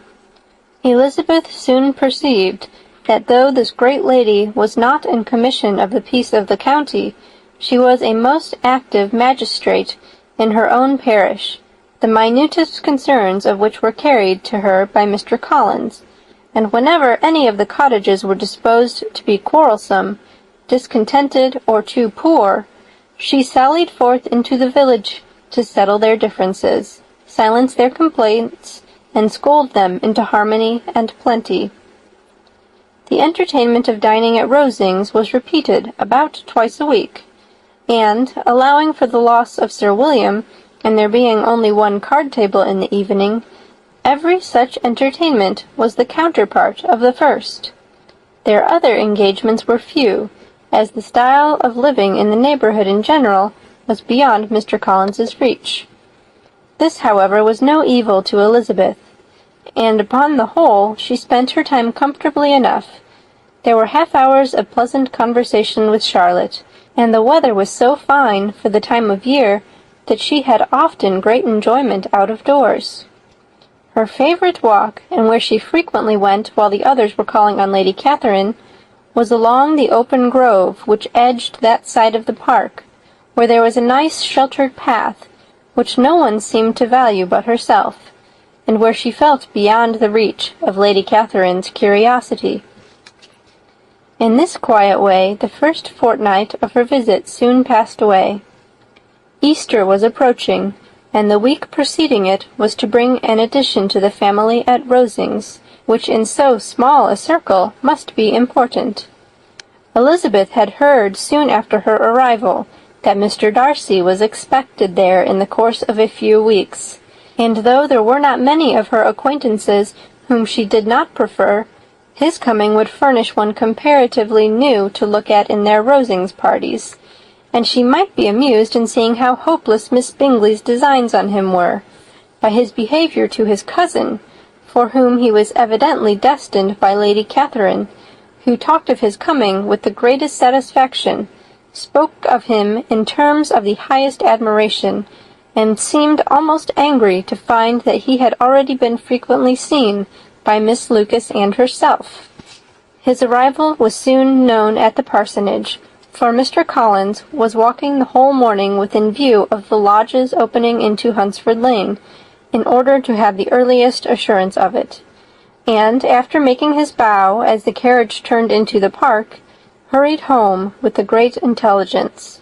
On the following morning he hastened to Rosings to pay his respects. There were 2 nephews of Lady Catherine to require them, for Mr. Darcy had brought with him a Colonel Fitzwilliam, the younger son of his uncle Lord Fitzwilliam, and, to the great surprise of all the party, when Mr. Collins returned, the gentlemen accompanied him. Charlotte had seen them from her husband's room, crossing the road, and immediately running into the other, told the girls what an honour they might expect, adding, "I may thank you, Eliza, for this piece of civility. Mr. Darcy would never have come so soon to wait upon me." Elizabeth had scarcely time to disclaim all right to the compliment before their approach was announced by the door-bell, and shortly afterwards the 3 gentlemen entered the room. Colonel Fitzwilliam, who led the way, was about 30, not handsome, but in person and address most truly the gentleman. Mr. Darcy looked just as he had been used to look in Hertfordshire, paid his compliments with his usual reserve to Mrs. Collins, and, whatever might be his feelings towards her friend, met her with every appearance of composure. Elizabeth merely curtsied to him without saying a word. Colonel Fitzwilliam entered into conversation directly with the readiness and ease of a well-bred man, and talked very pleasantly, but his cousin, after having addressed a slight observation on the house and garden to Mrs. Collins, sat for some time without speaking to anybody. At length, however, his civility was so far awakened as to inquire of Elizabeth after the health of her family. She answered him in the usual way, and after a moment's pause added, "My eldest sister has been in town these 3 months. Have you never happened to see her?" She was perfectly sensible that he never had, but she wished to see whether he would betray any consciousness of what had passed between the Bingleys and Jane, and she thought he looked a little confused as he answered that he had never been so fortunate as to meet Miss Bennet. The subject was pursued no farther, and the gentlemen soon afterwards went away. End of Chapter 30. Chapter 31. Colonel Fitzwilliam's manners were very much admired at the parsonage, and the ladies all felt that he must add considerably to the pleasures of their engagements at Rosings. It was some days, however, before they received any invitation thither, for while there were visitors in the house, they could not be necessary, and it was not till Easter Day, almost a week after the gentlemen's arrival, that they were honoured by such an attention, and then they were merely asked on leaving church to come there in the evening. For the last week they had seen very little of Lady Catherine or her daughter. Colonel Fitzwilliam had called at the parsonage more than once during the time, but Mr. Darcy they had seen only at church. The invitation was accepted, of course, and at a proper hour they joined the party in Lady Catherine's drawing-room. Her ladyship received them civilly, but it was plain that their company was by no means so acceptable as when she could get nobody else, and she was, in fact, almost engrossed by her nephews, speaking to them, especially to Darcy, much more than to any other person in the room. Colonel Fitzwilliam seemed really glad to see them. Anything was a welcome relief to him at Rosings, and Mrs. Collins's pretty friend had moreover caught his fancy very much. He now seated himself by her, and talked so agreeably of Kent and Hertfordshire, of travelling and staying at home, of new books and music, that Elizabeth had never been half so well entertained in that room before, and they conversed with so much spirit and flow as to draw the attention of Lady Catherine herself, as well as of Mr. Darcy. His eyes had been soon and repeatedly turned towards them with a look of curiosity, and that her ladyship after a while shared the feeling was more openly acknowledged, for she did not scruple to call out, "What is that you are saying, Fitzwilliam? What is it you are talking of? What are you telling Miss Bennet? Let me hear what it is." "We are speaking of music, madam," said he, when no longer able to avoid a reply. "Of music? Then pray speak aloud. It is of all subjects my delight. I must have my share in the conversation if you are speaking of music. There are few people in England, I suppose, who have more true enjoyment of music than myself, or a better natural taste. If I had ever learnt, I should have been a great proficient, and so would Anne, if her health had allowed her to apply. I am confident that she would have performed delightfully. How does Georgiana get on, Darcy?" Mr. Darcy spoke with affectionate praise of his sister's proficiency. "I am very glad to hear such a good account of her," said Lady Catherine, "and pray tell her from me that she cannot expect to excel if she does not practice a good deal." "I assure you, madam," he replied, "that she does not need such advice. She practices very constantly." "So much the better. It cannot be done too much, and when I next write to her, I shall charge her not to neglect it on any account. I often tell young ladies that no excellence in music is to be acquired without constant practice. I have told Miss Bennet several times that she will never play really well unless she practices more, and though Mrs. Collins has no instrument, she is very welcome, as I have often told her, to come to Rosings every day and play on the pianoforte in Mrs. Jenkinson's room. She would be in nobody's way, you know, in that part of the house." Mr. Darcy looked a little ashamed of his aunt's ill-breeding, and made no answer. When coffee was over, Colonel Fitzwilliam reminded Elizabeth of having promised to play to him, and she sat down directly to the instrument. He drew a chair near her. Lady Catherine listened to half a song, and then talked, as before, to her other nephew, till the latter walked away from her, and making with his usual deliberation towards the pianoforte, stationed himself so as to command a full view of the fair performer's countenance. Elizabeth saw what he was doing, and at the first convenient pause, turned to him with an arch smile, and said, "You mean to frighten me, Mr. Darcy, by coming in all this state to hear me. I will not be alarmed, though your sister does play so well. There is a stubbornness about me that never can bear to be frightened at the will of others. My courage always rises at every attempt to intimidate me." "I shall not say you are mistaken," he replied, "because you could not really believe me to entertain any design of alarming you, and I have had the pleasure of your acquaintance long enough to know that you find great enjoyment in occasionally professing opinions which in fact are not your own." Elizabeth laughed heartily at this picture of herself, and said to Colonel Fitzwilliam, "Your cousin will give you a very pretty notion of me, and teach you not to believe a word I say. I am particularly unlucky in meeting with a person so able to expose my real character, in a part of the world where I had hoped to pass myself off with some degree of credit. Indeed, Mr. Darcy, it is very ungenerous in you to mention all that you knew to my disadvantage in Hertfordshire, and give me leave to say, very impolitic too, for it is provoking me to retaliate, and such things may come out as will shock your relations to hear." "I am not afraid of you," said he, smilingly. "Pray let me hear what you have to accuse him of," cried Colonel Fitzwilliam. "I should like to know how he behaves among strangers." "You shall hear then, but prepare yourself for something very dreadful. The first time of my ever seeing him in Hertfordshire, you must know, was at a ball. And at this ball, what do you think he did? He danced only 4 dances, though gentlemen were scarce, and to my certain knowledge more than one young lady was sitting down in want of a partner. Mr. Darcy, you cannot deny the fact." I had not at that time the honour of knowing any lady in the assembly beyond my own party. True, and nobody can ever be introduced in a ballroom. Well, Colonel Fitzwilliam, what do I play next? My fingers wait your orders. Perhaps, said Darcy, I should have judged better, had I sought an introduction, but I am ill qualified to recommend myself to strangers. Shall we ask your cousin the reason of this? Said William, still addressing Colonel Fitzwilliam. Shall we ask him why a man of sense and education, and who has lived in the world, is ill qualified to recommend himself to strangers?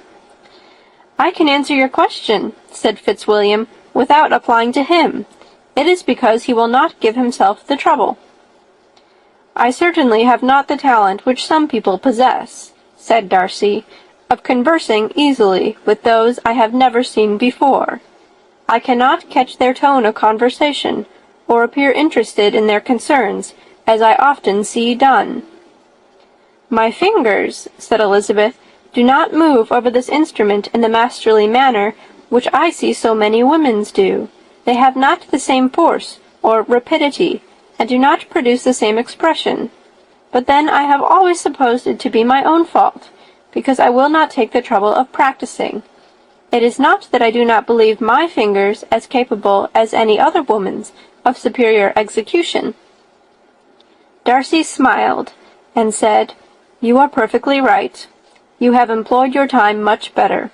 No one admitted to the privilege of hearing you can think anything wanting. We neither of us perform to strangers.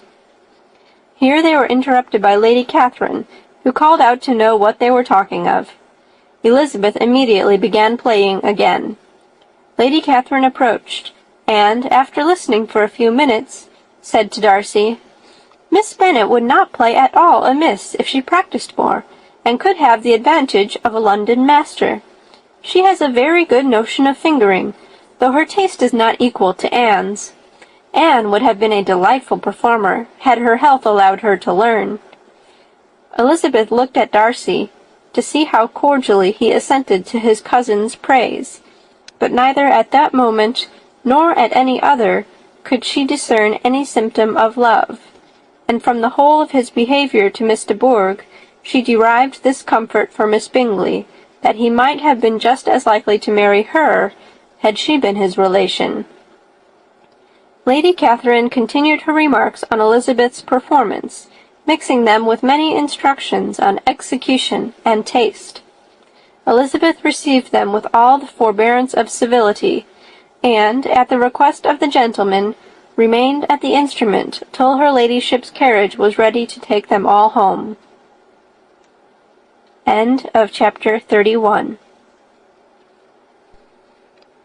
Chapter 32. Elizabeth was sitting by herself the next morning, and writing to Jane, while Mrs. Collins and Maria were gone on business into the village, when she was startled by a ring at the door, the certain signal of a visitor. As she had heard no carriage, she thought it not unlikely to be Lady Catherine, and under that apprehension was putting away her half-finished letter, that she might escape all impertinent questions, when the door opened, and, to her very great surprise, Mr. Darcy, and Mr. Darcy only, entered the room. He seemed astonished, too, on finding her alone, and apologized for his intrusion by letting her know that he had understood all the ladies were to be within. They then sat down, and when her inquiries after Rosings were made, seemed in danger of sinking into total silence. It was absolutely necessary, therefore, to think of something, and in this emergence, recollecting when she had seen him last in Hertfordshire, and feeling curious to know what he would say on the subject of their hasty departure, she observed, "How very suddenly you all quitted Netherfield last November, Mr. Darcy. It must have been a most agreeable surprise to Mr. Bingley to see you all after him so soon, for, if I recollect right, he went but the day before. He and his sisters were well, I hope, when you left London?" "Perfectly so, I thank you." She found that she was to receive no other answer, and after a short pause added, "I think I have understood that Mr. Bingley has not much idea of ever returning to Netherfield again?" I have never heard him say so, but it is probable that he may spend very little of his time there in the future.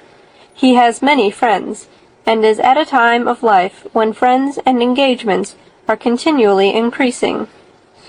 If he means to be but little at Netherfield, it would be better for the neighbourhood that he should give up the place entirely, for then we might possibly get a settled family there.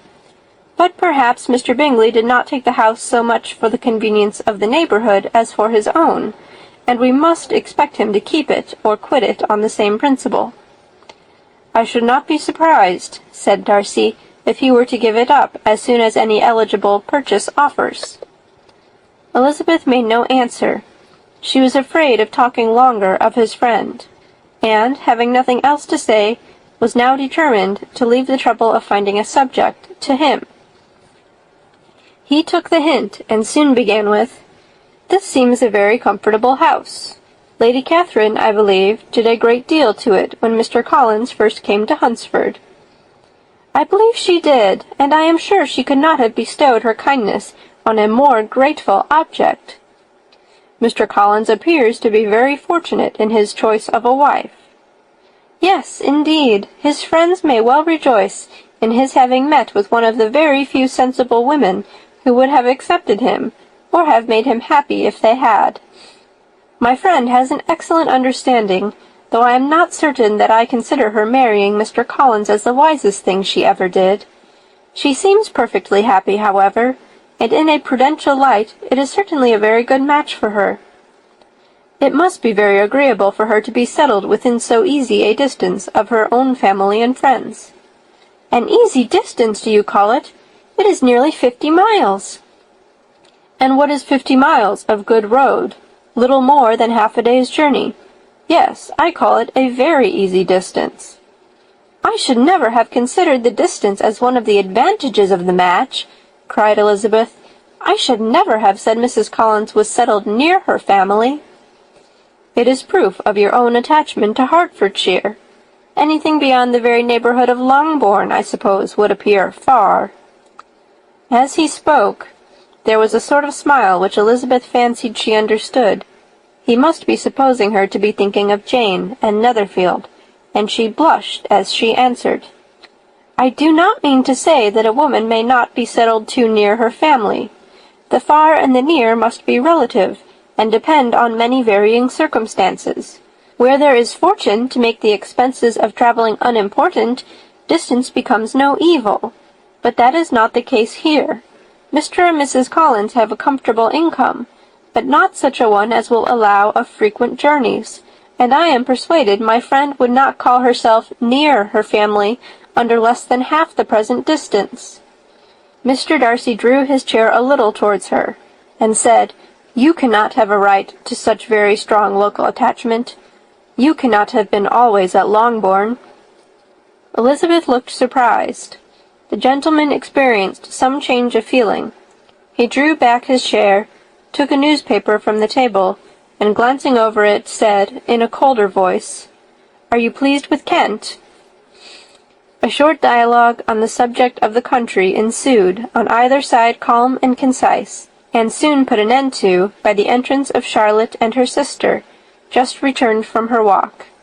The tete-a-tete surprised them. Mr. Darcy related the mistake which had occasioned his intruding on Miss Bennet, and after sitting a few minutes longer without saying much to anybody, went away. "What can be the meaning of this?" said Charlotte, as soon as he was gone. "My dear Eliza, he must be in love with you, or he would never have called us in this familiar way." But when Elizabeth told of his silence, it did not seem very likely, even to Charlotte's wishes, to be the case, and after various conjectures, they could at last only suppose his visit to proceed from the difficulty of finding anything to do, which was the more probable from the time of year. All field sports were over. Within doors there was Lady Catherine, books, and a billiard table, but gentlemen cannot always be within doors, and in the nearness of the parsonage, or the pleasantness of the walk to it, or of the people who lived in it, the cousins found a temptation from this period of walking thither almost every day. They called at various times of the morning, sometimes separately, sometimes together, and now and then accompanied by their aunt. It was plain to them all that Colonel Fitzwilliam came because he had pleasure in their society, a persuasion which of course recommended him still more.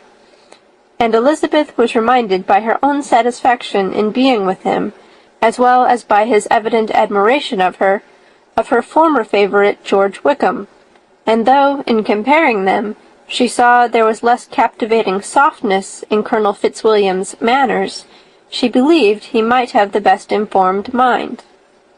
But why Mr. Darcy came so often to the parsonage it was more difficult to understand. It could not be for society, as he frequently sat there 10 minutes together without opening his lips, and when he did speak, it seemed the effect of necessity rather than of choice, a sacrifice to propriety, not a pleasure to himself. He seldom appeared really animated. Mrs. Collins knew not what to make of him. Colonel Fitzwilliam's occasionally laughing at his stupidity proved that he was generally different, which her own knowledge of him could not have told her, and as she would like to have believed this change the effect of love, and the object of that love her friend Eliza, she set herself seriously to work to find it out. She watched him whenever they were at Rosings, and whenever he came to Hunsford, but without much success. He certainly looked at her friend a great deal, but the expression of that look was disputable. It was an earnest, steadfast gaze, but she often doubted whether there were much admiration in it, and sometimes it seemed nothing but absence of mind.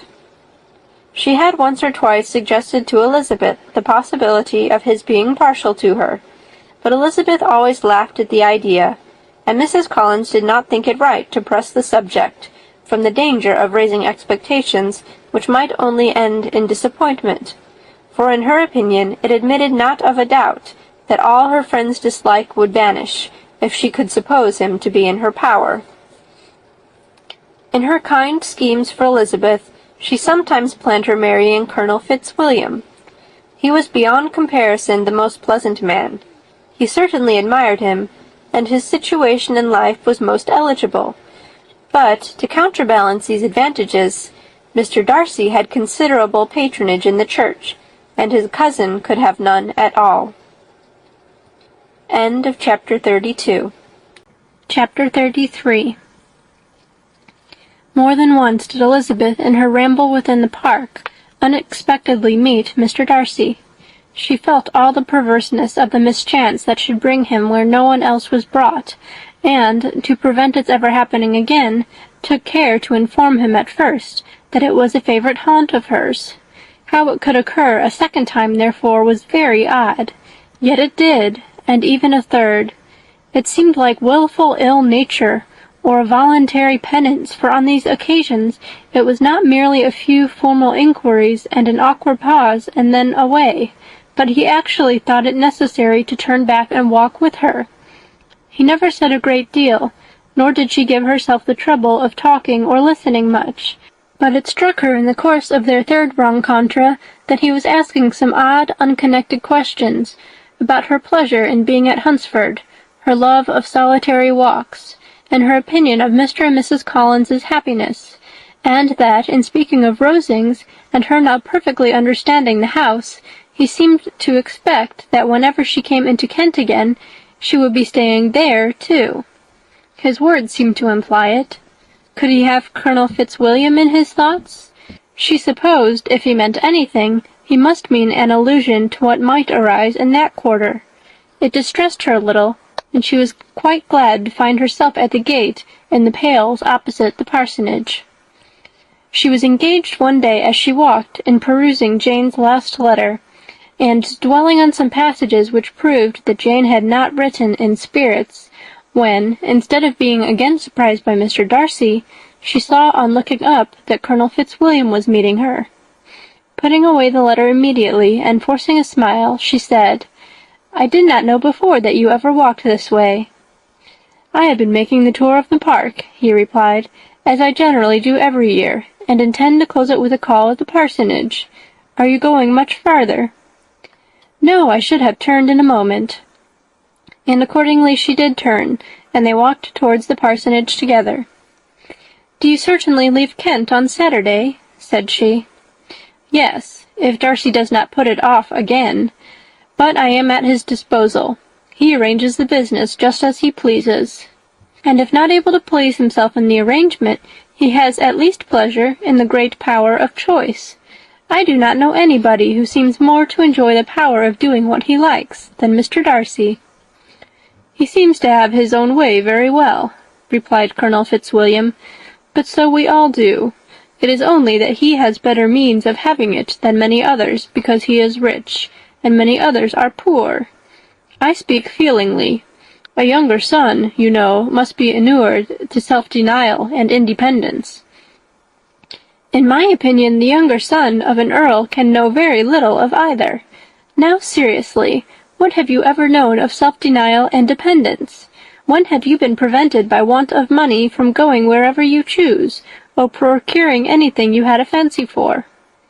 These are home questions, and perhaps I cannot say I have experienced many hardships of that nature.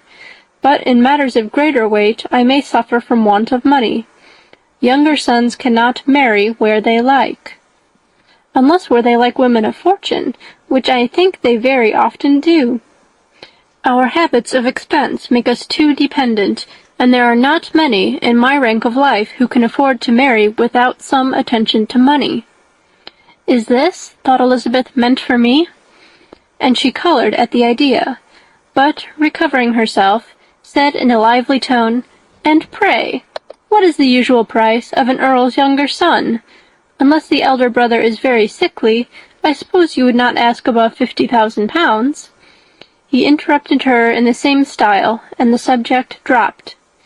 To interrupt a silence which might make him fancy her affected with what had passed, she soon afterwards said, "I imagine your cousin brought you down with him chiefly for the sake of having someone at his disposal. I wonder he does not marry, to secure a lasting convenience of that kind. But perhaps his sister does as well for the present, and, as she is under his sole care, he may do what he likes with her." "No," said Colonel Fitzwilliam, "that is an advantage which he must divide with me. I am joined with him in the guardianship of Miss Darcy." "Are you indeed? And pray, what sort of guardians do you make? Does your charge give you much trouble? Young ladies of her age are sometimes a little difficult to manage, and if she has the true Darcy spirit, she may like to have her own way."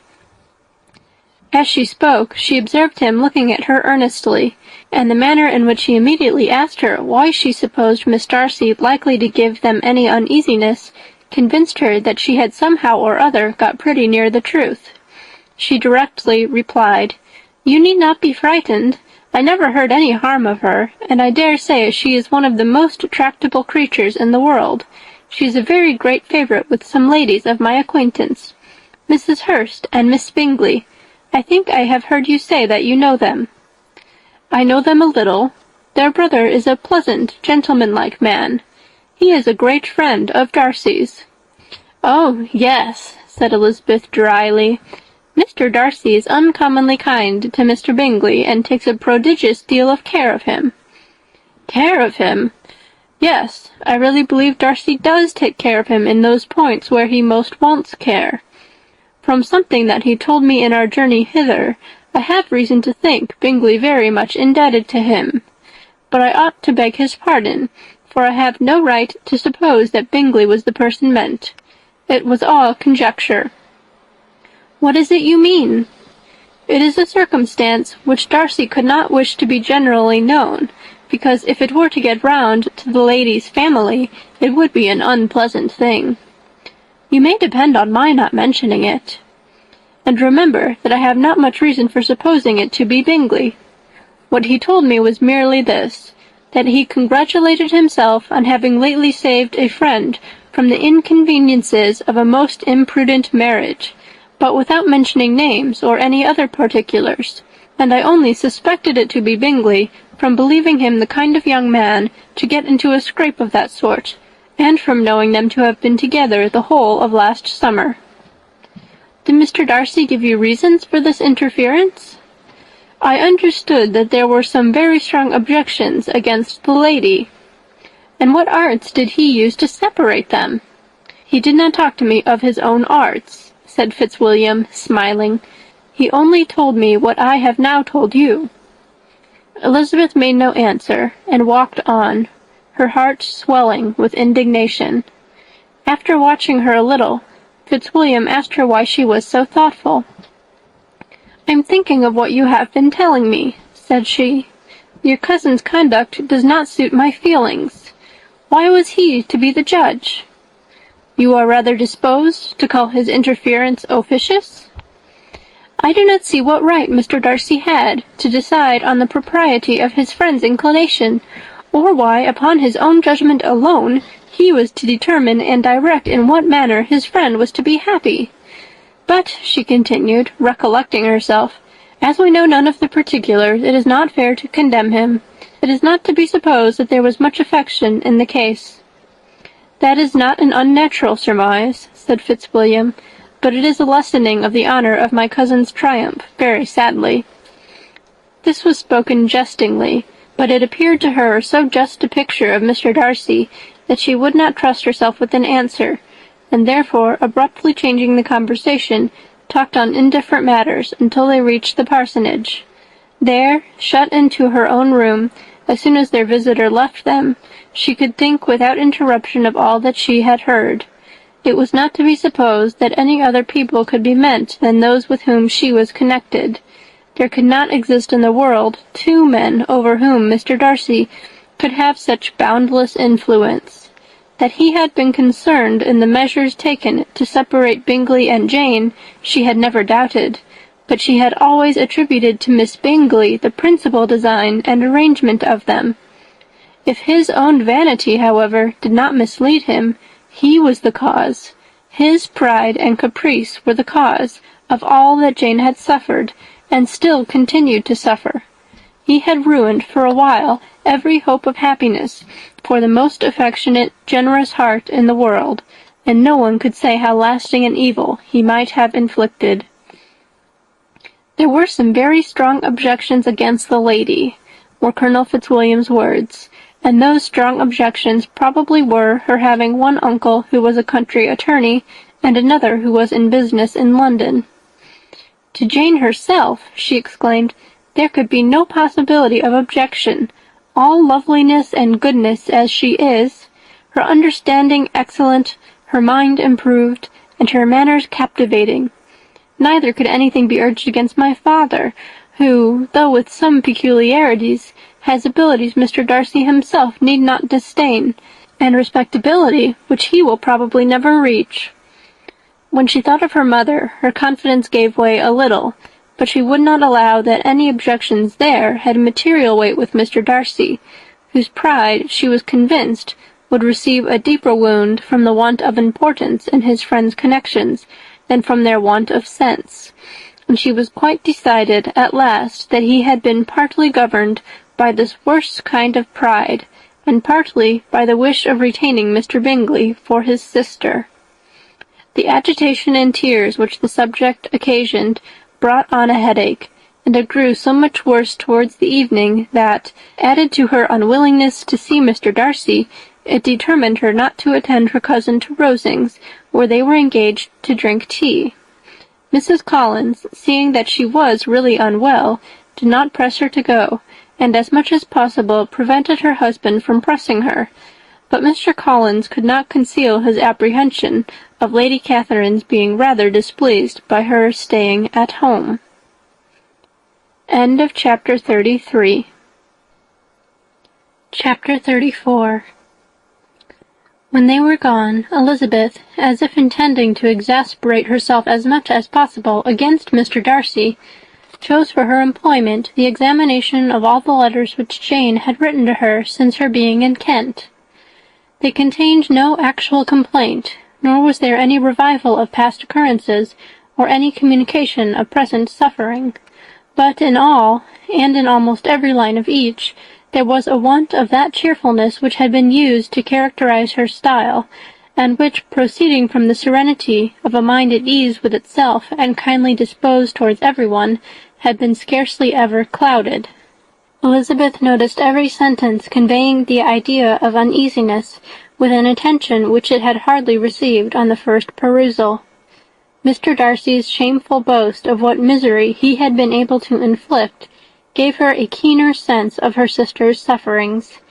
It was some consolation to think that his visit to Rosings was to end on the day after the next, and a still greater that in less than a fortnight she should herself be with Jane again, and enabled to contribute to the recovery of her spirits by all that affection could do. She could not think of Darcy's leaving Kent without remembering that his cousin was to go with him, but Colonel Fitzwilliam had made it clear that he had no intentions at all, and agreeable as he was, she did not mean to be unhappy about him. While settling this point, she was suddenly roused by the sound of the door-bell, and her spirits were a little fluttered by the idea of its being Colonel Fitzwilliam himself, who had once before called late in the evening, and might now come to inquire particularly after her. But this idea was soon banished, and her spirits were very differently affected, when, to her utter amazement, she saw Mr. Darcy walk into the room. In a hurried manner he immediately began an inquiry after her health, imputing his visit to a wish of hearing that she were better. She answered him with cold civility. He sat down for a few moments, and then getting up, walked about the room. Elizabeth was surprised, but said not a word. After a silence of several minutes, he came towards her in an agitated manner, and thus began. "In vain I have struggled. It will not do. My feelings will not be repressed. You must allow me to tell you how ardently I admire and love you." Elizabeth's astonishment was beyond expression.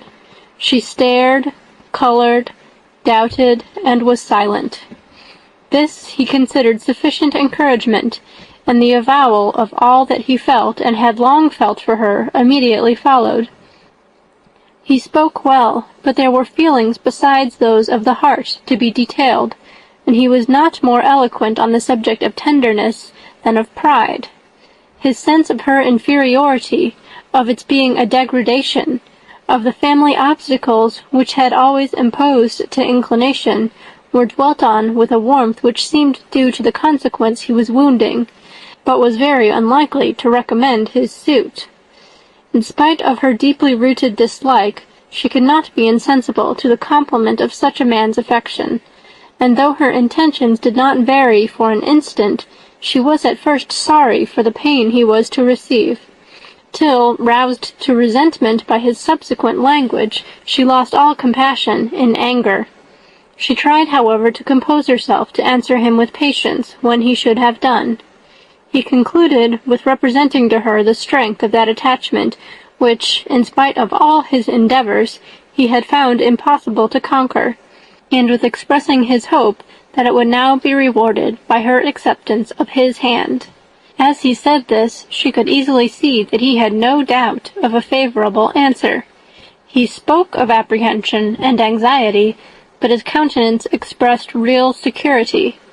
Such a circumstance could only exasperate farther, and, when he ceased, the colour rose into her cheeks, and she said, "In such cases as this, it is, I believe, the established mode to express a sense of obligation for the sentiments avowed, however unequally they may be returned. It is natural that obligation should be felt, and if I could feel gratitude, I would now thank you. But I cannot. I have never desired your good opinion, and you have certainly bestowed it most unwillingly. I am sorry to have occasioned pain to anyone. It has been most unconsciously done, however, and I hope will be of short duration. The feelings which you tell me have long prevented the acknowledgment of your regard can have little difficulty in overcoming it after this explanation." Mr. Darcy, who was leaning against the mantelpiece with his eyes fixed on her face, seemed to catch her words with no less resentment than surprise. His complexion became pale with anger, and the disturbance of his mind was visible in every feature. He was struggling for the appearance of composure, and would not open his lips till he believed himself to have attained it. The pause was, to Elizabeth's feelings, dreadful. At length, with a voice of forced calmness, he said, "And this is all the reply which I am to have the honour of expecting. I might perhaps wish to be informed why, with so little endeavour at civility, I am thus rejected, but it is of small importance." "I might as well inquire," replied she, "why with so evident a desire of offending and insulting me, you chose to tell me that you liked me against your will, against your reason, and even against your character. Was not this some excuse for incivility, if I was uncivil? But I have other provocations, you know I have. Had not my feelings decided against you, had they been indifferent, or had they even been favourable, do you think that any consideration would tempt me to accept the man who has been the means of ruining, perhaps for ever, the happiness of a most beloved sister?" As she pronounced these words, Mr. Darcy changed colour, but the emotion was short, and he listened without attempting to interrupt her, while she continued, "I have every reason in the world to think ill of you. No motive can excuse the unjust and ungenerous part you acted there. You dare not, you cannot deny that you have been the principal, if not the only means of dividing them from each other, of exposing one to the censure of the world for caprice and instability, and the other to its derision for disappointed hopes, and involving them both in misery of the acutest kind." She paused, and saw, with no slight indignation, that he was listening with an air which proved him wholly unmoved by any feeling of remorse. He even looked at her with a smile of affected incredulity. "Can you deny that you have done it?" she repeated. With assumed tranquillity, he then replied, "I have no wish of denying that I did everything in my power to separate my friend from your sister, or that I rejoice in my success. Towards him I have been kinder than towards myself." Elizabeth disdained the appearance of noticing this civil reflection, but its meaning did not escape, nor was it likely to conciliate her. "But it is not merely this affair," she continued, "on which my dislike is founded. Long before it had taken place, my opinion of you was decided. Your character was unfolded in the recital which I received many months ago from Mr. Wickham. On this subject, what can you have to say? In what imaginary act of friendship can you here defend yourself, or under what misrepresentation can you here impose upon others?" "You take an eager interest in that gentleman's concerns," said Darcy, in a less tranquil tone, and with a heightened colour. "Who that knows what his misfortunes have been can help feeling an interest in him?" "His misfortunes!" repeated Darcy contemptuously. "Yes, his misfortunes have been great indeed." "And of your infliction," cried Elizabeth, with energy. "You have reduced him to his present state of poverty, comparative poverty. You have withheld the advantages which you must know to have been designed for him. You have deprived the best years of his life of that independence which was no less his due than his desert. You have done all this, and yet you can treat the mention of his misfortune with contempt and ridicule." "And this," cried Darcy, as he walked with quick steps across the room, "is your opinion of me. This is the estimation in which you hold me. I thank you for explaining it so fully. My faults, according to this calculation, are heavy indeed. But perhaps," added he, stopping in his walk, and turning towards her, "these offences might have been overlooked, had not your pride been hurt by my honest confession of the scruples that had long prevented my forming any serious design. These bitter accusations might have been suppressed, had I, with greater policy, concealed my struggles, and flattered you into the belief of my being impelled by unqualified, unalloyed inclination, by reason, by reflection, by everything. But disguise of every sort is my abhorrence. Nor am I ashamed of the feelings I related. They were natural and just. Could you expect me to rejoice in the inferiority of your connections, to congratulate myself on the hope of relations whose condition in life is so decidedly beneath my own?" Elizabeth felt herself growing more angry every moment, yet she tried to the utmost to speak with composure, when she said, "You are mistaken, Mr. Darcy, if you suppose that the mode of your declaration affected me in any other way than as it spared the concern which I might have felt in refusing you, had you behaved in a more gentlemanlike manner." She saw him start at this, but he said nothing, and she continued, "You could not have made the offer of your hand in any possible way that would have tempted me to accept it." Again his astonishment was obvious, and he looked at her with an expression of mingled incredulity and mortification. She went on. "From the very beginning, from the first moment, I may almost say, of my acquaintance with you, your manners, impressing me with the fullest belief of your arrogance, your conceit, and your selfish disdain of the feelings of others, were such as to form the groundwork of disapprobation, on which succeeding events have built so immovable a dislike, and I had not known you a month before I felt that you were the last man in the world whom I could ever be prevailed on to marry." "You have said quite enough, madam. I perfectly comprehend your feelings, and have now only to be ashamed of what my own have been.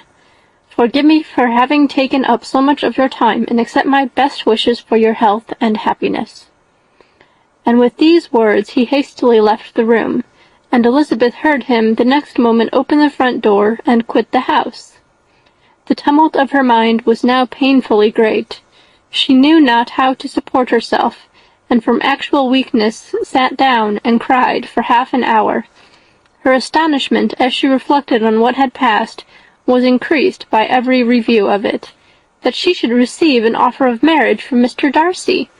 That he should have been in love with her for so many months, so much in love as to wish to marry her, in spite of all the objections which had made him prevent his friends marrying her sister, and which must appear at least with equal force in his own case, was almost incredible. It was gratifying to have inspired unconsciously so strong an affection, but his pride, his abominable pride, his shameless avowal of what he had done with respect to Jane, his unpardonable assurance in acknowledging, though he could not justify it, and the unfeeling manner in which he had mentioned Mr. Wickham, his cruelty towards whom he had not attempted to deny, soon overcame the pity which the consideration of his attachment had for a moment excited.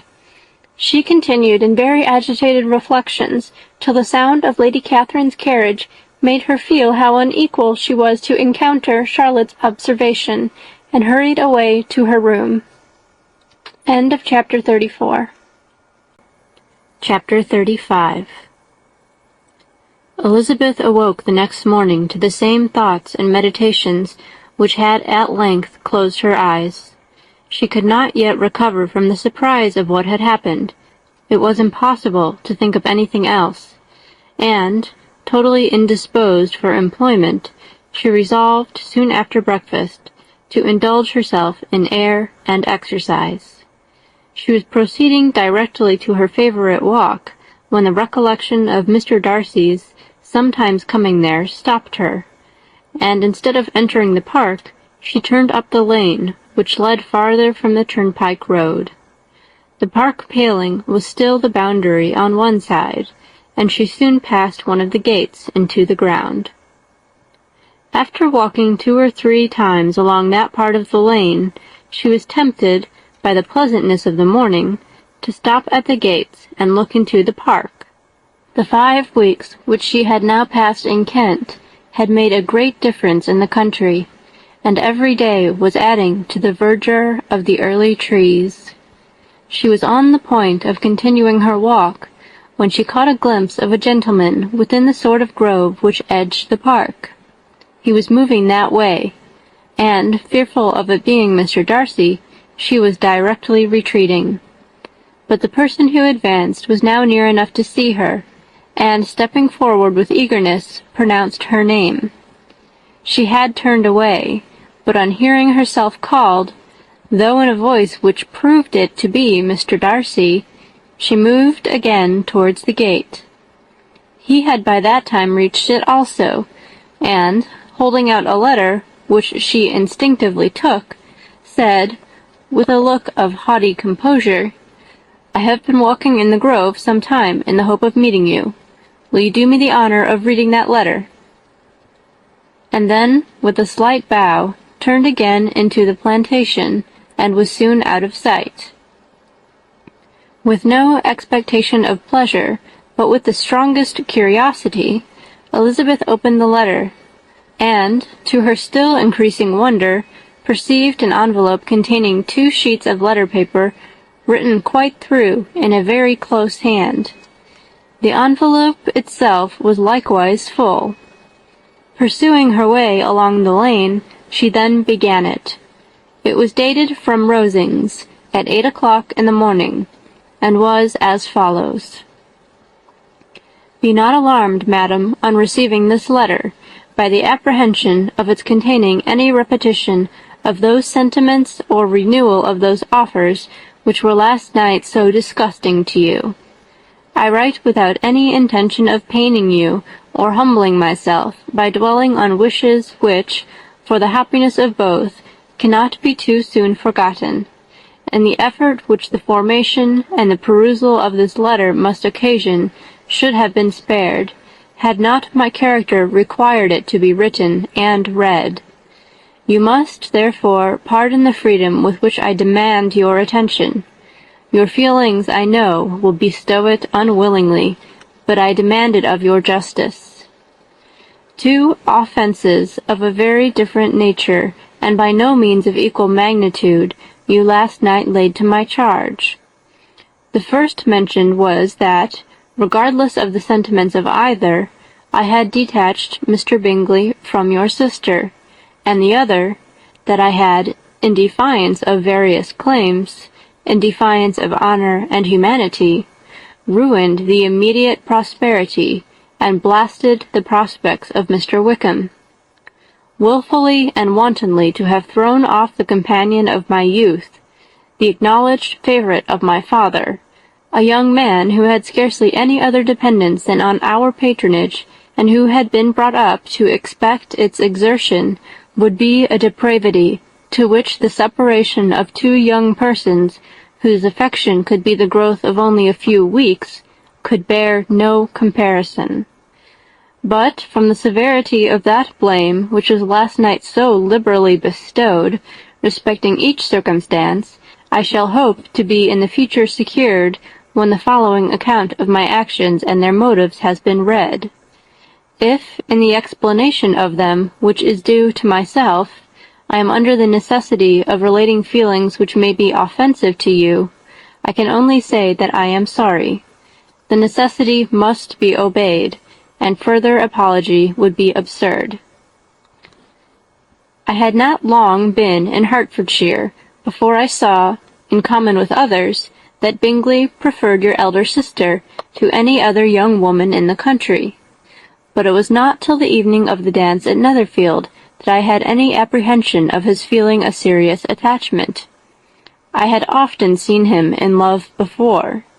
At that ball, while I had the honour of dancing with you, I was first made acquainted, by Sir William Lucas's accidental information, that Bingley's attentions to your sister had given rise to a general expectation of their marriage.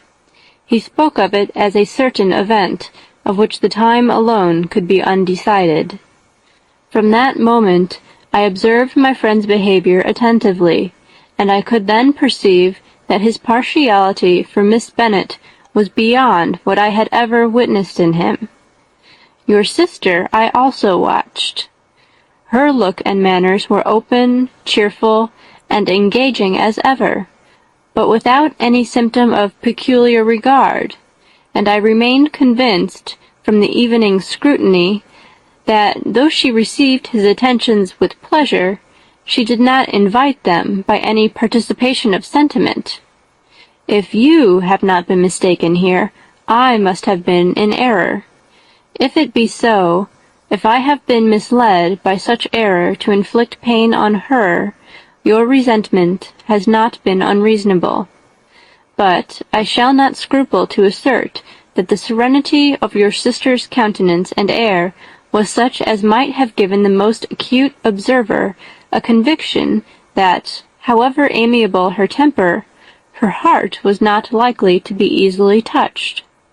That I was desirous of believing her indifferent is certain, but I will venture to say that my investigation and decisions are not usually influenced by my hopes or fears. I did not believe her to be indifferent because I wished it. I believed it on impartial conviction, as truly as I wished it in reason. My objections to the marriage were not merely those which I last night acknowledged to have the utmost force of passion to put aside, in my own case. The want of connection could not be so great an evil to my friend as to me. But there were other causes of repugnance, causes which, though still existing, and existing to an equal degree in both instances, I had myself endeavored to forget, because they were not immediately before me. These causes must be stated, though briefly. The situation of your mother's family, though objectionable, was nothing in comparison to that total want of propriety so frequently, so almost uniformly betrayed by herself, by your 3 younger sisters, and occasionally even by your father. Pardon me. It pains me to offend you. But amidst your concern for the defects of your nearest relations, and your displeasure at this representation of them, let it give you consolation to consider that, to have conducted yourself so as to avoid any share of the like censure, is praise no less generally bestowed on you and your elder sister, than it is honorable to the sense and disposition of both.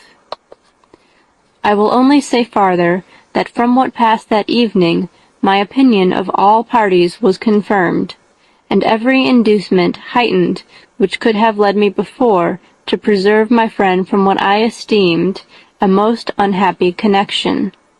He left Netherfield for London on the day following, as you, I am certain, remember, with the design of soon returning. The part which I acted is now to be explained. His sister's uneasiness had been equally excited with my own. Our coincidence of feeling was soon discovered, and, alike sensible that no time was to be lost in detaching their brother, we shortly resolved on joining him directly in London. We accordingly went, and there I readily engaged in the office of pointing out to my friend the certain evils of such a choice. I described and enforced them earnestly. But, however this remonstrance might have staggered or delayed his determination, I do not suppose that it would ultimately have prevented the marriage, had it not been seconded by the assurance that I hesitated not in giving of your sister's indifference. He had before believed her to return his affection with sincere, if not with equal, regard. But Bingley has great natural modesty, with a stronger dependence on my judgment than on his own. To convince him, therefore, that he had deceived himself was no very difficult point. To persuade him against returning into Hertfordshire, when that conviction had been given, was scarcely the work of a moment. I cannot blame myself for having done thus much. There is but one part of my conduct in the whole affair on which I do not reflect with satisfaction. It is that I condescended to adopt the measures of art so far as to conceal from him your sister's being in town. I knew it myself, as it was known to Miss Bingley, but her brother is even yet ignorant of it. That they might have met without ill consequence is perhaps probable, but his regard did not appear to me enough extinguished for him to see her without some danger. Perhaps this concealment, this disguise, was beneath me. It is done, however, and it was done for the best. On this subject I have nothing more to say, no other apology to offer. If I have wounded your sister's feelings, it was unknowingly done, and though the motives which governed me may to you very naturally appear insufficient, I have not yet learnt to condemn them. With respect to that other, more weighty accusation of having injured Mr. Wickham, I can only refute it by laying before you the whole of his connection with my family. Of what he has particularly accused me, I am ignorant, but of the truth of what I shall relate, I can summon more than one witness of undoubted veracity. Mr. Wickham is the son of a very respectable man, who had for many years the management of all the Pemberley estates, and whose good conduct in the discharge of his trust naturally inclined my father to be of service to him, and on George Wickham, who was his godson, his kindness was therefore liberally bestowed. My father supported him at school, and afterwards at Cambridge, most important assistance, as his own father, always poor from the extravagance of his wife, would have been unable to give him a gentleman's education. My father was not only fond of this young man's society, whose manners were always engaging, he had also the highest opinion of him, and, hoping the church would be his profession, intended to provide for him in it. As for myself, it is many, many years since I first began to think of him in a very different manner. The vicious propensities, the want of principle which he was careful to guard from the knowledge of his best friend, could not escape the observation of a young man of nearly the same age with himself, and who had opportunities of seeing him in unguarded moments, which Mr. Darcy could not have. Here again shall give you pain, to what degree you only can tell. But whatever may be the sentiments which Mr. Wickham has created, a suspicion of their nature shall not prevent me from unfolding his real character. It adds even another motive. My excellent father died about 5 years ago, and his attachment to Mr. Wickham was to the last so steady that in his will he particularly recommended it to me to promote his advancement in the best manner that his profession might allow, and, if he took orders, desired that a valuable family living might be his as soon as it became vacant. There was also a legacy of £1,000. His own father did not long survive mine, and within half a year from these events, Mr. Wickham wrote to inform me that, having finally resolved against taking orders, he hoped I should not think it unreasonable for him to expect some more immediate pecuniary advantage, in lieu of the preferment, by which he could not be benefited. He had some intention, he added, of studying law, and I must be aware that the interest of £1,000 would be a very insufficient support therein. I rather wished than believed him to be sincere, but at any rate was perfectly ready to accede to his proposal. I knew that Mr. Wickham ought not to be a clergyman. The business was therefore soon settled. He resigned all claim to assistance in the church, were it possible that he could ever be in a situation to receive it, and accepted in return £3,000. All connection between us seemed now dissolved. I thought too ill of him to invite him to Pemberley, or admit his society in town. In town, I believe he chiefly lived, but his studying the law was a mere pretence, and being now free from all restraint, his life was a life of idleness and dissipation. For about 3 years I heard little of him, but on the decease of the incumbent of the living which had been designed for him, he applied to me again by letter for the presentation. His circumstances, he assured me, and I had no difficulty in believing it, were exceedingly bad. He had found the law a most unprofitable study, and was now absolutely resolved on being ordained, if I would present him to the living in question, of which he trusted there could be little doubt, as he was well assured that I had no other person to provide for, and I could not have forgotten my revered father's intentions. You will hardly blame me for refusing to comply with this entreaty, or for resisting every repetition to it. His resentment was in proportion to the distress of his circumstances, and he was doubtless as violent in his abuse of me to others as in his reproaches to myself. After this period, every appearance of acquaintance was dropped. How he lived, I know not, but last summer he was again most painfully obtruded on my notice. I must now mention a circumstance which I would wish to forget myself, and which no obligation less than the present should induce me to unfold to any human being. Having said thus much, I feel no doubt of your secrecy.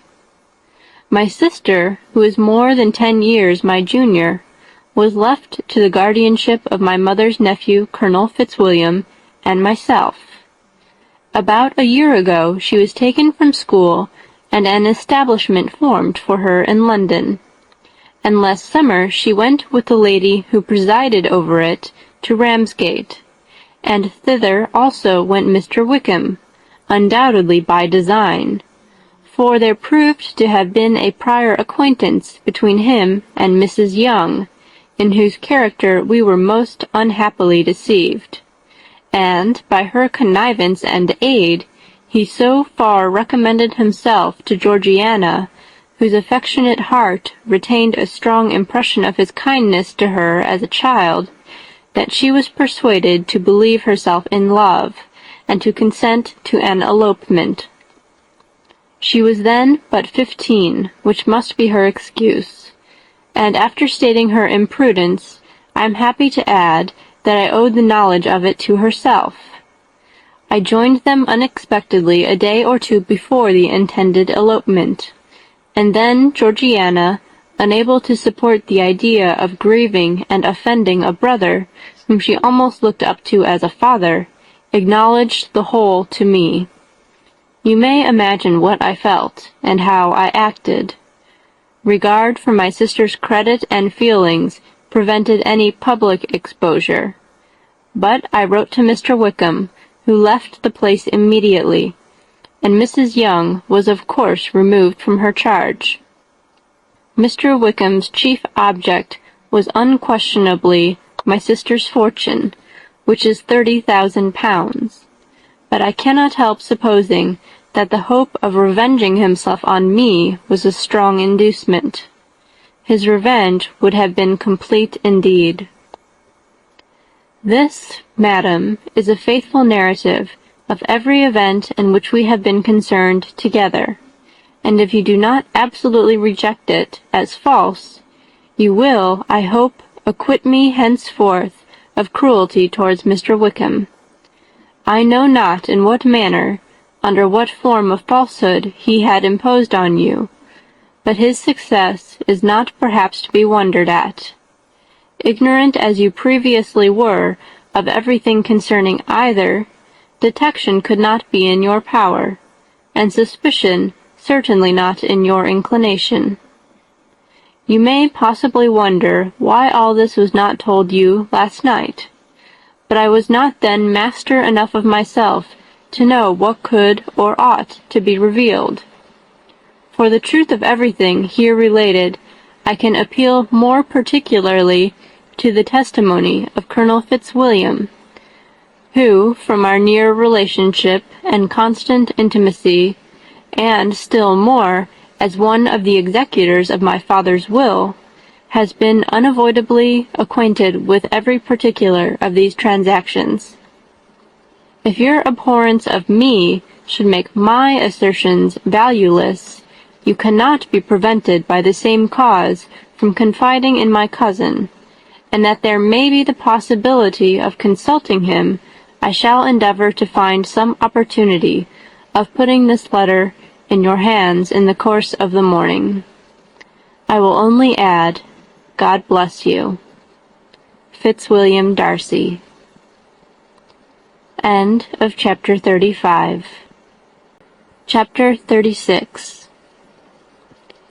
If Elizabeth, when Mr. Darcy gave her the letter, did not expect it to contain a renewal of his offers, she had formed no expectation at all of its contents.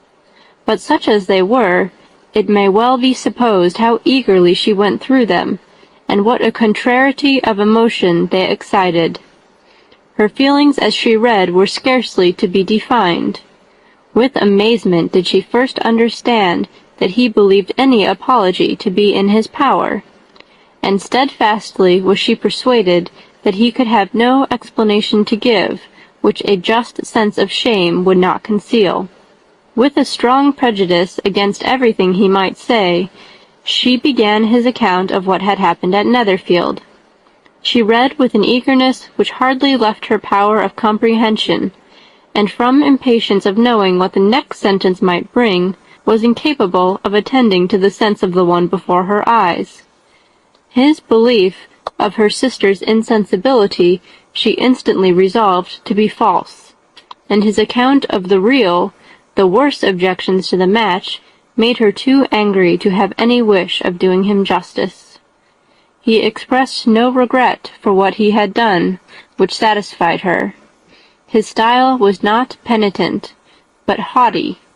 It was all pride and insolence. But when this subject was succeeded by his account of Mr. Wickham, when she read with somewhat clearer attention a relation of events which, if true, must overthrow every cherished opinion of his worth, and which bore so alarming an affinity to his own history of himself, her feelings were yet more acutely painful and more difficult of definition. Astonishment, apprehension, and even horror oppressed her. She wished to discredit it entirely, repeatedly exclaiming, "This must be false! This cannot be! This must be the grossest falsehood!"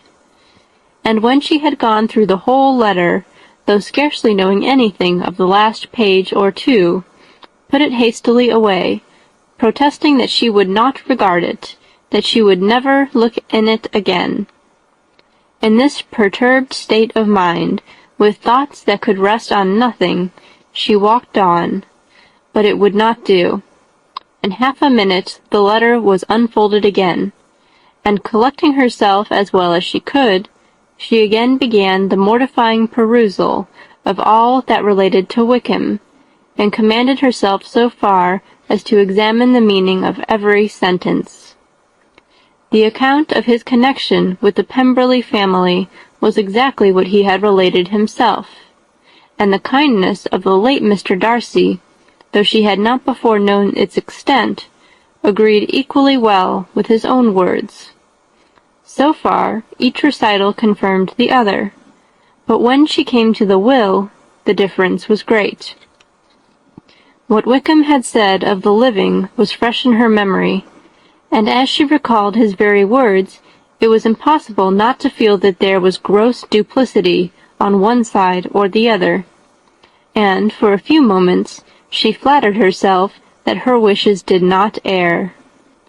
But when she read and re-read with the closest attention the particulars immediately following of Wickham's resigning all pretensions to the living, of his receiving in lieu so considerable a sum as £3,000, again she was forced to hesitate. She put down the letter, weighed every circumstance with what she meant to be impartiality, deliberated on the probability of each statement, but with little success. On both sides it was only assertion. Again she read on, but every line proved more clearly that the affair, which she had believed it impossible that any contrivance could so represent as to render Mr. Darcy's conduct in it less than infamous, was capable of a turn which must make him entirely blameless throughout the whole. The extravagance and general profligacy which he scrupled not to lay at Mr. Wickham's charge exceedingly shocked her, the more so as she could bring no proof of its injustice. She had never heard of him before his entrance into the shire militia, on which he had engaged at the persuasion of the young man who, on meeting him accidentally in town, had there renewed a slight acquaintance. Of his former way of life nothing had been known in Hertfordshire but what he told himself. As to his real character, had information been in her power, she had never felt a wish of inquiring. His countenance, voice, and manner had established him at once in the possession of every virtue. She tried to recollect some instance of goodness, some distinguished trait of integrity or benevolence that might rescue him from the attacks of Mr. Darcy, or at least, by the predominance of virtue, atone for those casual errors under which she would endeavour to class what Mr. Darcy had described as the idleness and vice of many years' continuance. But no such recollection befriended her. She could see him instantly before her, in every charm of air and address, but she could remember no more substantial good than the general approbation of the neighbourhood, and the regard which his social powers had gained him in the mess. After pausing on this point a considerable while, she once more continued to read. But, alas! The story which followed of his designs on Miss Darcy received some confirmation from what had passed between Colonel Fitzwilliam and herself only the morning before, and at last she was referred for the truth of every particular to Colonel Fitzwilliam himself, from whom she had previously received the information of his near concern in all his cousin's affairs, and whose character she had no reason to question. At one time she had almost resolved on applying to him, but the idea was checked by the awkwardness of the application, and at length wholly banished by the conviction that Mr. Darcy would never have hazarded such a proposal if he had not been well assured of his cousin's corroboration. She perfectly remembered everything that had passed in conversation between Wickham and herself in their first evening at Mr. Phillips's. Many of his expressions were still fresh in her memory. She was now struck with the impropriety of such communications to a stranger, and wondered it had escaped her before. She saw the indelicacy of putting himself forward as he had done, and the inconsistency of his professions with his conduct. She remembered that he had boasted of having no fear of seeing Mr. Darcy, that Mr. Darcy might leave the country, but that he should stand his ground. Yet he had avoided the Netherfield ball the very next week. She remembered also that, till the Netherfield family had quitted the country, he had told his story to no one but herself, but that after their removal it had been everywhere discussed, that he had then no reserves, no scruples in sinking Mr. Darcy's character, though he had assured her that respect for the father would always prevent his exposing the son. How differently did everything now appear in which he was concerned! His attentions to Miss King were now the consequence of views solely and hatefully mercenary, and the mediocrity of her fortune proved no longer the moderation of his wishes, but his eagerness to grasp at anything. His behaviour to herself could now have had no tolerable motive. He had either been deceived with regard to her fortune, or had been gratifying his vanity by encouraging the preference which she believed she had most incautiously shown. Every lingering struggle in his favour grew fainter and fainter, and in farther justification of Mr. Darcy, she could not but allow Mr. Bingley, when questioned by Jane, had long ago asserted his blamelessness in the affair. That proud and repulsive as were his manners, she had never, in the whole course of their acquaintance, an acquaintance which had latterly brought them much together, and given her a sort of intimacy with his ways, seen anything that betrayed him to be unprincipled or unjust, anything that spoke him of irreligious or immoral habits, that among his own connections he was esteemed and valued, that even Wickham had allowed him merit as a brother, and that she had often heard him speak so affectionately of his sister as to prove him capable of some amiable feeling, that, had his actions been what Mr. Wickham represented them, so gross a violation of everything right could hardly have been concealed from the world, and that friendship between a person capable of it and such an amiable man as Mr. Bingley was incomprehensible. She grew absolutely ashamed of herself.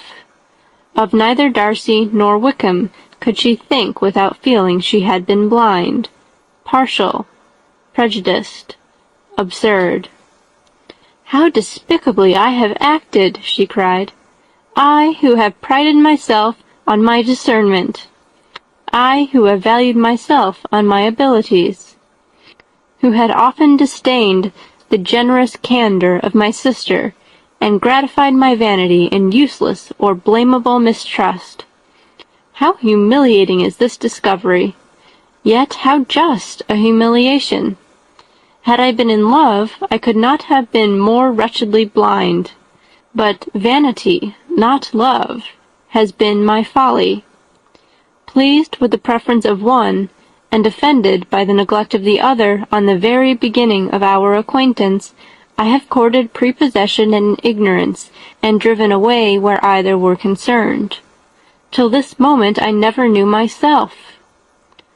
From herself to Jane, from Jane to Bingley, her thoughts were in a line which soon brought her to her recollection that Mr. Darcy's explanation there had appeared very insufficient, and she read it again. Widely different was the effect of a second perusal. How could she deny that credit to his assertions in one instance which she had been obliged to give in the other?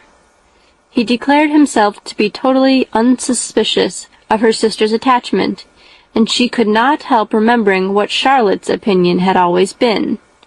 Neither could she deny the justice of his description of Jane. She felt that Jane's feelings, though fervent, were little displayed, and that there was a constant complacency in her air and manner, not often united with great sensibility.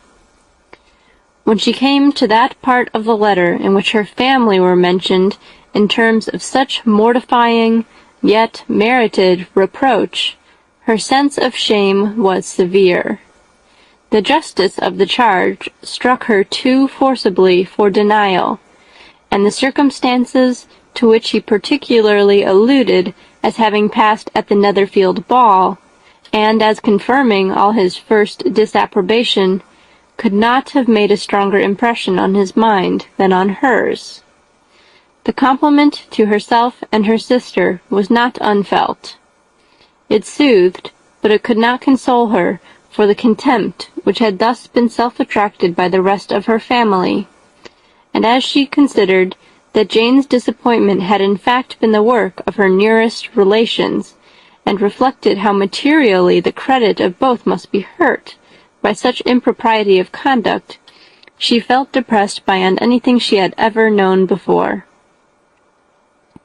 After wandering along the lane for 2 hours, giving way to every variety of thought, reconsidering events, determining probabilities, and reconciling herself, as well as she could, to a change so sudden and so important, fatigue and a recollection of her long absence made her at length return home, and she entered the house with the wish of appearing cheerful as usual, and the resolution of repressing such reflections as must make her unfit to conversation.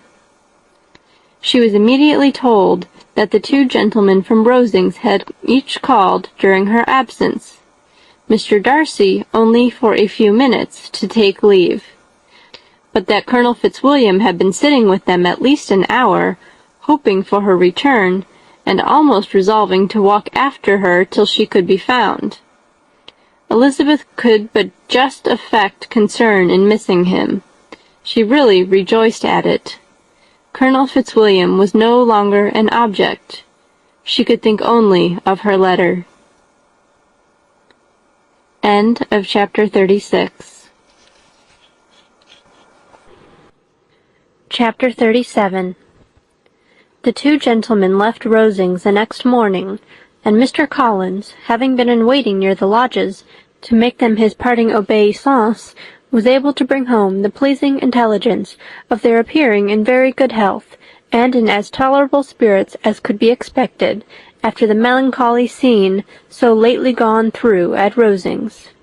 To Rosings he then hastened to console Lady Catherine and her daughter, and on his return brought back, with great satisfaction, a message from her ladyship, importing that she felt herself so dull as to make her very desirous of having them all to dine with her. Elizabeth could not see Lady Catherine without recollecting that, had she chosen it, she might by this time have been presented to her as her future niece, nor could she think, without a smile, of what her ladyship's indignation would have been. What would she have said? How would she have behaved? Were questions with which she amused herself. Their first subject was the diminution of the Rosings party. "I assure you I feel it exceedingly," said Lady Catherine. "I believe no one feels the loss of friends so much as I do, but I am particularly attached to these young men, and know them to be so much attached to me. They were excessively sorry to go, but so they always are." The dear Colonel rallied his spirits tolerably, till just at last, but Darcy seemed to feel it most acutely, more, I think, than last year. His attachment to Rosings certainly increases. Mr. Collins had a compliment and an allusion to throw in here, which were kindly smiled on by the mother and daughter.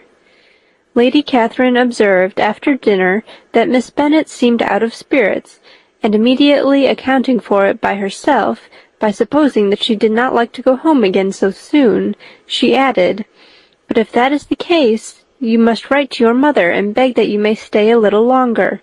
Mrs. Collins will be very glad of your company, I am sure." "I am much obliged to your ladyship for your kind invitation," replied Elizabeth, "but it is not in my power to accept it. I must be in town next Saturday." "Why, at that rate, you will have been here only 6 weeks. I expected you to stay 2 months. I told Mrs. Collins so before you came. There can be no occasion for your going so soon. Mrs. Bennet could certainly spare you for another fortnight. But my father cannot. He wrote last week to hurry my return." "Oh, your father, of course, may spare you, if your mother can.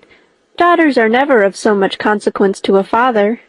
And if you will stay another month complete, it will be in my power to take one of you as far as London, for I am going there early in June, for a week, and as Dawson does not object to the barouche box, there will be very good room for one of you, and indeed if the weather should happen to be cool, I should not object to taking you both, as you are neither of you large."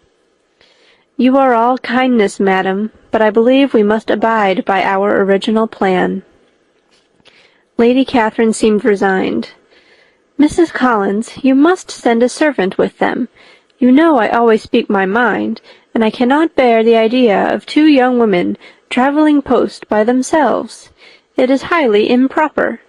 You must contrive to send somebody. I have the greatest dislike in the world to that sort of thing. Young women should always be properly guarded and attended, according to their situation in life. When my niece Georgiana went to Ramsgate last summer, I made a point of her having 2 men-servants go with her. Miss Darcy, the daughter of Mr. Darcy of Pemberley, and Lady Anne could not have appeared with propriety in a different manner. I am excessively attentive to all those things. You must send John with the young ladies, Mrs. Collins. I am glad it occurred to me to mention it, for it would really be discreditable to you to let them go alone. My uncle is to send a servant for us." "Oh, your uncle! He keeps a manservant, does he? I am very glad you have somebody who thinks of these things. Where shall you change horses? Oh, Bromley, of course. If you mention my name at the bell, you will be attended to."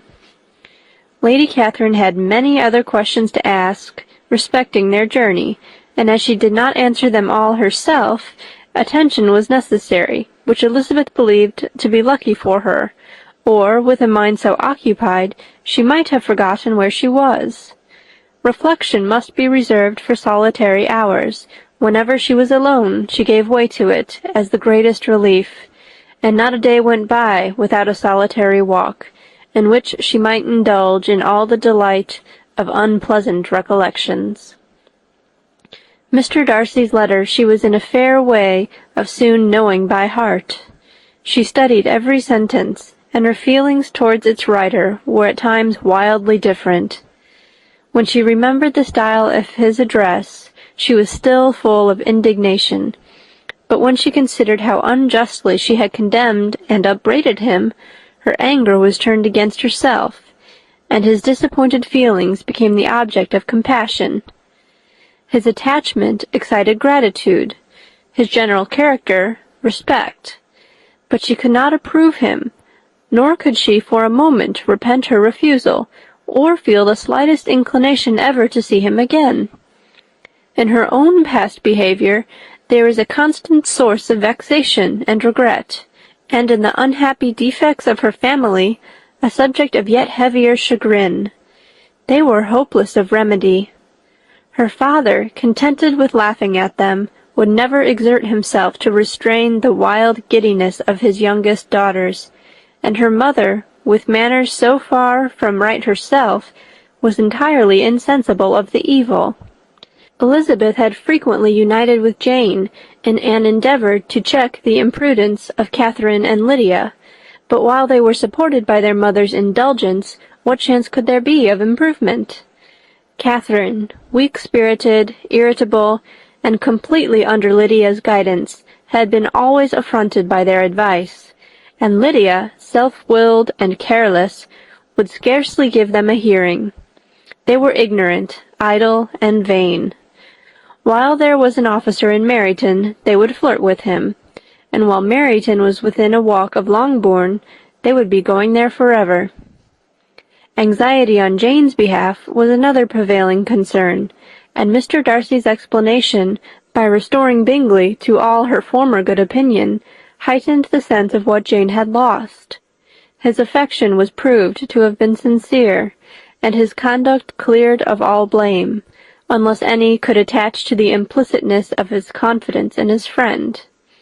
How grievous, then, was the thought that, of a situation so desirable in every respect, so replete with advantage, so promising for happiness, Jane had been deprived by the folly and indecorum of her own family. When to these recollections was added the development of Wickham's character, it may be easily believed that the happy spirits which had seldom been depressed before were now so much affected as to make it almost impossible for her to appear tolerably cheerful. Their engagements at Rosings were as frequent during the last week of her stay as they had been at first. The very last evening was spent there, and her ladyship again inquired minutely into the particulars of their journey, gave them directions as to the best method of packing, and was so urgent on the necessity of placing gowns in the only right way, that Maria thought herself obliged, on her return, to undo all the work of the morning and pack her trunk afresh. When they parted, Lady Catherine, with great condescension, wished them a good journey, and invited them to come to Hunsford again next year, and Miss de Bourgh exerted herself so far as to curtsy, and hold out her hand to both. End of Chapter 37. Chapter 38. On Saturday morning, Elizabeth and Mr. Collins met for breakfast a few minutes before the others appeared, and he took the opportunity of paying the parting civilities which he deemed indispensably necessary. "I know not, Miss Elizabeth," said he, "whether Mrs. Collins has yet expressed her sense of your kindness in coming to us, but I am very certain you will not leave the house without receiving her thanks for it. The favor of your company has been much felt, I assure you. We know how little there is to tempt anyone to our humble abode. Our plain manner of living, our small rooms and few domestics, and the little we see of the world, must make Hunsford extremely dull to a young lady like yourself, but I hope you will believe us grateful for the condescension, and that we have done everything in our power to prevent your spending your time unpleasantly." Elizabeth was eager with her thanks and assurances of happiness. She had spent 6 weeks with great enjoyment, and the pleasure of being with Charlotte, and the kind attentions she had received, must make her feel the obliged. Mr. Collins was gratified, and with a more smiling solemnity replied, "It gives me great pleasure to hear that you have passed your time not disagreeably. We have certainly done our best, and most fortunately having it in our power to introduce you to very superior society, and, from our connection with Rosings, the frequent means of varying the humble home scene, I think we may flatter ourselves that your Hunsford visit cannot have been entirely irksome. Our situation with regard to Lady Catherine's family is indeed the sort of extraordinary advantage and blessing which few can boast. You see on what a footing we are. You see how continually we are engaged there. In truth, I must acknowledge that, with all the disadvantages of this humble parsonage, I should not think anyone abiding in it an object of compassion while they are sharers of our intimacy at Rosings." Words were insufficient for the elevation of his feelings, and he was obliged to walk about the room, while Elizabeth tried to unite civility and truth in a few short sentences. "You may, in fact, carry a very favorable report of us into Hertfordshire, my dear cousin. I flatter myself at least that you will be able to do so. Lady Catherine's great attentions to Mrs. Collins you have been a daily witness of, and altogether I trust it does not appear that your friend has drawn an unfortunate—but on this point it will be as well to be silent. Only let me assure you, my dear Elizabeth, that I can from my heart most cordially wish you equal felicity in marriage. My dear Charlotte and I have but one mind, and one way of thinking. There is in everything a most remarkable resemblance of character and ideas between us. We seem to have been designed for each other."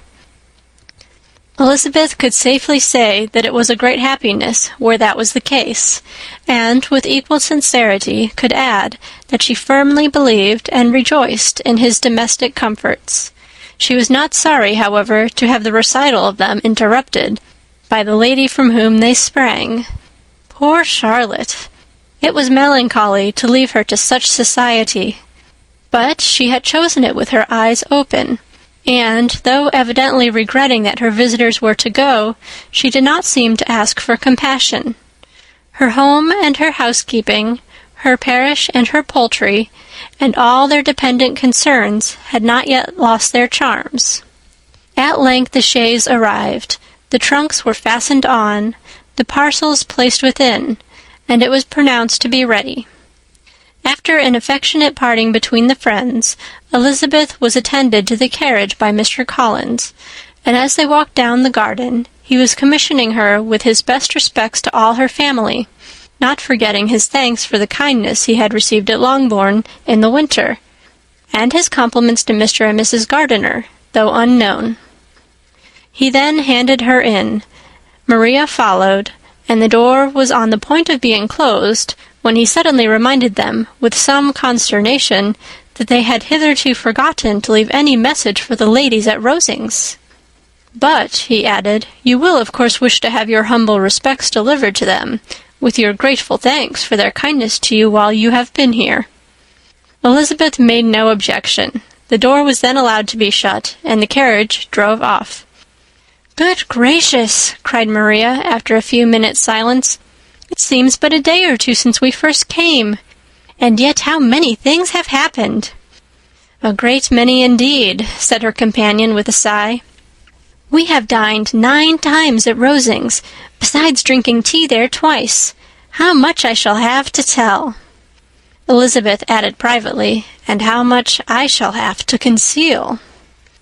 Their journey was performed without much conversation or any alarm, and within 4 hours of their leaving Hunsford, they reached Mr. Gardiner's house, where they were to remain a few days.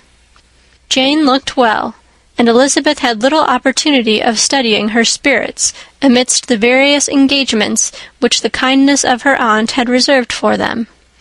But Jane was to go home with her, and at Longbourn there would be leisure enough for observation.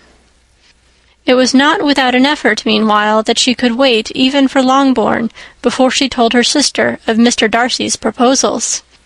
To know that she had the power of revealing what would so exceedingly astonish Jane, and must, at the same time, so highly gratify whatever of her vanity she had not yet been able to reason away, was such a temptation to openness as nothing could have conquered but the state of indecision in which she remained as to the extent of what she should communicate, and her fear, if she once entered on the subject, of being hurried into repeating something of Bingley which might only grieve her sister further.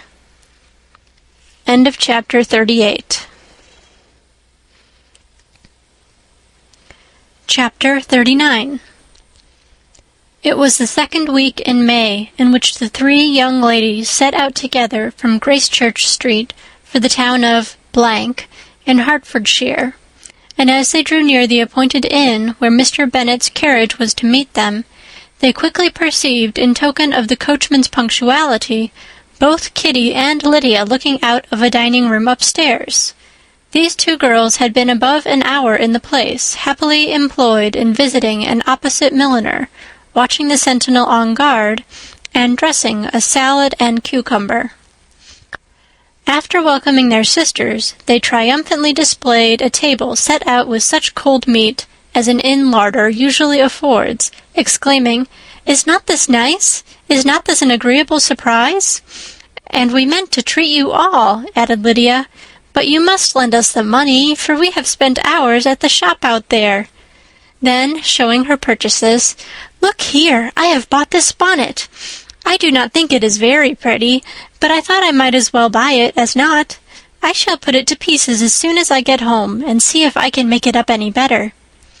And when her sisters abused it as ugly, she added, with perfect unconcern, "Oh, but there were 2 or 3 much uglier in the shop, and when I have bought some prettier colored satin to trim it with fresh, I think it will be very tolerable. Besides, it will not much signify what one wears this summer, after the shire have left Meryton, and they are going in a fortnight." "Are they indeed?" cried Elizabeth with the greatest satisfaction. "They are going to be encamped near Brighton, and I do so want Papa to take us all there for the summer. It would be such a delicious scheme, and I dare say would hardly cost anything at all. Mamma would like to go too, of all things. Only think what a miserable summer else we shall have." "Yes," thought Elizabeth, "that would be a delightful scheme indeed, and completely do for us at once. Good heaven! Brighton and a whole campful of soldiers to us, who have been overset already by one poor regiment of militia and the monthly balls of Meryton." "Now I have got some news for you," said Lydia as they sat down at table. "What do you think? It is excellent news, capital news, and about a certain person we all like." Jane and Elizabeth looked at each other, and the waiter was told he need not stay. Lydia laughed and said, "Aye, that is just like your formality and discretion. You thought the waiter must not hear, as if he cared. I dare say he often hears worse things said than I am going to say. But he is an ugly fellow. I am glad he is gone. I never saw such a long chin in my life. Well, but now for my news. It is about dear Wickham. Too good for the waiter, is it not? There is no danger of Wickham's marrying Mary King. There's for you. She is gone down to her uncle at Liverpool, gone to stay. Wickham is safe." "And Mary King is safe," added Elizabeth, "safe from a connection imprudent as to fortune." "She is a great fool for going away, if she liked him." "But I hope there is no strong attachment on either side," said Jane. "I am sure there's not on his. I will answer for it. He never cared 3 straws about her. Who could about such a nasty little freckled thing?" Elizabeth was shocked to think that, however incapable of such coarseness of expression herself, the coarseness of the sentiment was little other than her own breast had harbored and fancied liberal. As soon as all had ate and the elder ones paid, the carriage was ordered, and after some contrivance the whole party, with all their boxes, work-bags, and parcels, and the unwelcome addition of Kitty's and Lydia's purchases, were seated in it. "How nicely we are all crammed in!" cried Lydia. "I am glad I bought my bonnet, if it is only for the fun of having another hand-box. Well, now let us be quite comfortable and snug and talk and laugh all the way home. And in the first place, let us hear what has happened to you all since you went away. Have you seen any pleasant men? Have you had any flirting? I was in great hopes that one of you would have got a husband before you came back. Jane will be quite an old maid soon, I declare. She is almost 23. Lord, how ashamed I should be of not being married before 23. My Aunt Phillips wants you so to get husbands, you can't think. She says Lizzie had better have taken Mr. Collins, but I do not think there would have been any fun in it. Lord, how I should like to be married before any of you, and then I would chaperone you about to all the balls. Dear me, we had such a good piece of fun the other day at Colonel Forster's. Kitty and me were to spend the day there, and Mrs. Forster promised to have a little dance in the evening. By the by, Mrs. Forster and me are such friends. And so she asked the 2 Harringtons to come, but Harriet was ill, and so Pen was forced to come by herself. And then, what do you think we did? We dressed up Chamberlain in woman's clothes on purpose to pass for a lady. Only think what fun! Not a soul knew of it, but Colonel and Mrs. Forster and Kitty and me, except my aunt, for we were forced to borrow one of her gowns, and you cannot imagine how well he looked. When Denny and Wickham and Pratt and 2 or 3 more of the men came in, they did not know him in the least. Lord, how I laughed, and so did Mrs. Forster. I thought I should have died, and that made the men suspect something, and then they found out what was the matter. With such kinds of histories of their parties and good jokes did Lydia, assisted by Kitty's hints and additions, endeavor to amuse her companions all the way to Longbourn. Elizabeth listened as little as she could, but there was no escaping the frequent mention of Wickham's name. Their reception at home was most kind. Mrs. Bennet rejoiced to see Jane in undiminished beauty, and more than once during dinner did Mr. Bennet say voluntarily to Elizabeth, "I am glad you are come back, Lizzie." Their party in the dining-room was large, for almost all the Lucases came to meet Maria and hear the news, and various were the subjects that occupied them. Lady Lucas was inquiring of Maria after the welfare and poultry of her eldest daughter. Mrs. Bennet was doubly engaged, on one hand collecting an account of the present fashions from Jane, who sat some way below her, and on the other retailing them all to the younger Lucases, and Lydia, in a voice rather louder than any other person's, was enumerating the various pleasures of the morning to anybody who would hear her. "Oh, Mary," said she, "I wish you had gone with us, for we had such fun. As we went along, Kitty and I drew up the blinds and pretended there was nobody in the coach, and I should have gone so all the way if Kitty had not been sick. And when we got to the George, I do think we behaved very handsomely, for we treated the other 3 with the nicest cold luncheon in the world. And if you would have gone, we would have treated you too. And then when we came away, it was such fun. I thought we never should have gotten to the coach. I was ready to die of laughter. And then we were so merry all the way home, we talked and laughed so loud that anybody might have heard us 10 miles off." To this Mary gravely replied, "Far be it from me, my dear sister, to depreciate such pleasures. They would doubtless be congenial with the generality of female minds, but I confess they would have no charms for me. I should infinitely prefer a book." But of this answer Lydia heard not a word. She seldom listened to anybody for more than half a minute, and never attended to Mary at all. In the afternoon Lydia was urgent with the rest of the girls to walk to Meryton to see how everybody went on, but Elizabeth steadily opposed the scheme. It should not be said that the Miss Bennets could not be at home half a day before they were in pursuit of the officers. There was another reason, too, for her opposition. She dreaded seeing Mr. Wickham again, and was resolved to avoid it as long as possible. The comfort to her of the regiment's approaching removal was indeed beyond expression. In a fortnight they were to go, and once gone, she hoped there could be nothing more to plague her on this account. She had not been many hours at home before she found that the Brighton scheme, of which Lydia had given them a hint at the inn, was under frequent discussion between her parents. Elizabeth saw directly that her father had not the smallest intention of yielding, but his answers were at the same time so vague and equivocal that her mother, though often disheartened, had never yet despaired of succeeding at last. End of chapter 39. Chapter 40. Elizabeth's impatience to acquaint Jane with what had happened could no longer be overcome, and at length, resolving to suppress every particular in which her sister was concerned, and preparing her to be surprised, she related to her the next morning the chief of the scene between Mr. Darcy and herself. Miss Bennet's astonishment was soon lessened by the strong sisterly partiality which made any admiration of Elizabeth appear perfectly natural, and all surprise was shortly lost in other feelings. She was sorry that Mr. Darcy should have delivered his sentiments in a manner so little suited to recommend him, but still more she was grieved for the unhappiness which her sister's refusal must have given him. "His being so sure of succeeding was wrong," said she, "and certainly ought not to have appeared. But consider how much it must increase his disappointment."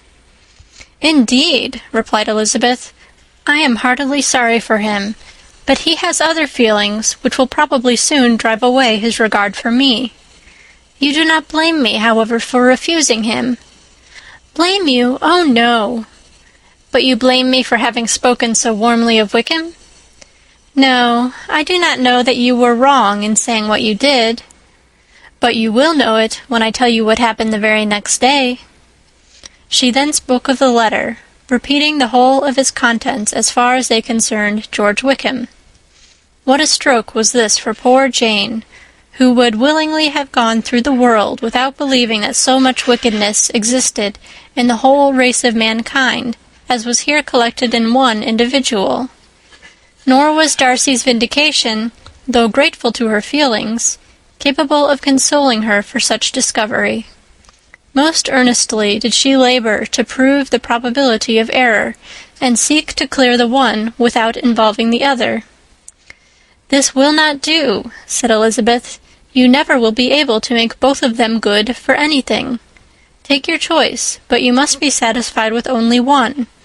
There is but such a quantity of merit between them, just enough to make one good sort of man, and of late it has been shifting about pretty much. For my part, I am inclined to believe it all Darcy's, but you shall do as you choose." It was some time, however, before a smile could be extorted from Jane. "I do not know when I have been more shocked," said she. "Wickham so very bad. It is almost past belief. And poor Mr. Darcy. Dear Lizzie, only consider what he must have suffered. Such a disappointment, and with the knowledge of your ill opinion, too, and having to relate such a thing of his sister. It is really too distressing. I am sure you must feel it so." "Oh, no, my regret and compassion are all done away by seeing you so full of both. I know you will do him such ample justice that I am growing every moment more unconcerned and indifferent. Your profusion makes me saving, and if you lament over him much longer, my heart will be as light as a feather." "Poor Wickham! There is such an expression of goodness in his countenance, such an openness and gentleness in his manner." There certainly was some great mismanagement in the education of these two young men. One has got all the goodness, and the other all the appearance of it. "I never thought Mr. Darcy so deficient in the appearance of it as you used to do. And yet I meant to be uncommonly clever in taking so decided a dislike to him without any reason. It is such a spur to one's genius, such an opening for wit, to have a dislike of that kind. One may be continually abusive without saying anything just, but one cannot always be laughing at a man without now and then stumbling on something witty. Lizzie, when you first read that letter, I am sure you could not treat the matter as you do now." "Indeed, I could not. I was uncomfortable enough, I may say unhappy. And with no one to speak to about what I felt, No Jane to comfort me and say that I had not been so very weak and vain and nonsensical as I knew I had. Oh, how I wanted you! How unfortunate that you should have used such very strong expressions in speaking of Wickham to Mr. Darcy, for now they do appear wholly undeserved. Certainly, but the misfortune of speaking with bitterness is a most natural consequence of the prejudice I had been encouraging. There is one point on which I want your advice. I want to be told whether I ought, or ought not, to make our acquaintances in general understand Wickham's character. Miss Bennet paused a little, and then replied, "Surely there can be no occasion for exposing him so dreadfully. What is your opinion?" "That it ought not to be attempted. Mr. Darcy has not authorized me to make his communication public. On the contrary, every particular relative to his sister was meant to be kept as much as possible to myself, and if I endeavor to undeceive people as to the rest of his conduct, who will believe me? The general prejudice against Mr. Darcy is so violent that it would be the death of half the good people in Meryton to attempt to place him in an amiable light. I am not equal to it. Wickham will soon be gone, and therefore it will not signify to anyone here what he really is. Some time hence it will be all found out, and then we may laugh at their stupidity in not knowing it before. At present I will say nothing about it. You are quite right. To have his errors made public might ruin him forever. He is now, perhaps, sorry for what he has done, and anxious to re-establish a character. We must not make him desperate." The tumult of Elizabeth's mind was allayed by this conversation. She had got rid of 2 of the secrets which had weighed on her for a fortnight, and was certain of a willing listener in Jane whenever she might wish to talk again of either. But there was still something lurking behind, of which prudence forbade the disclosure.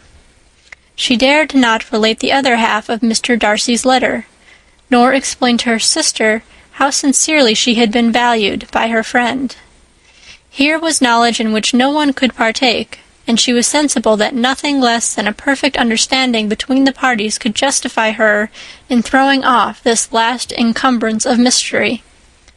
"And then," said she, "if that very improbable event should ever take place, I shall merely be able to tell what Bingley may tell in a much more agreeable manner himself.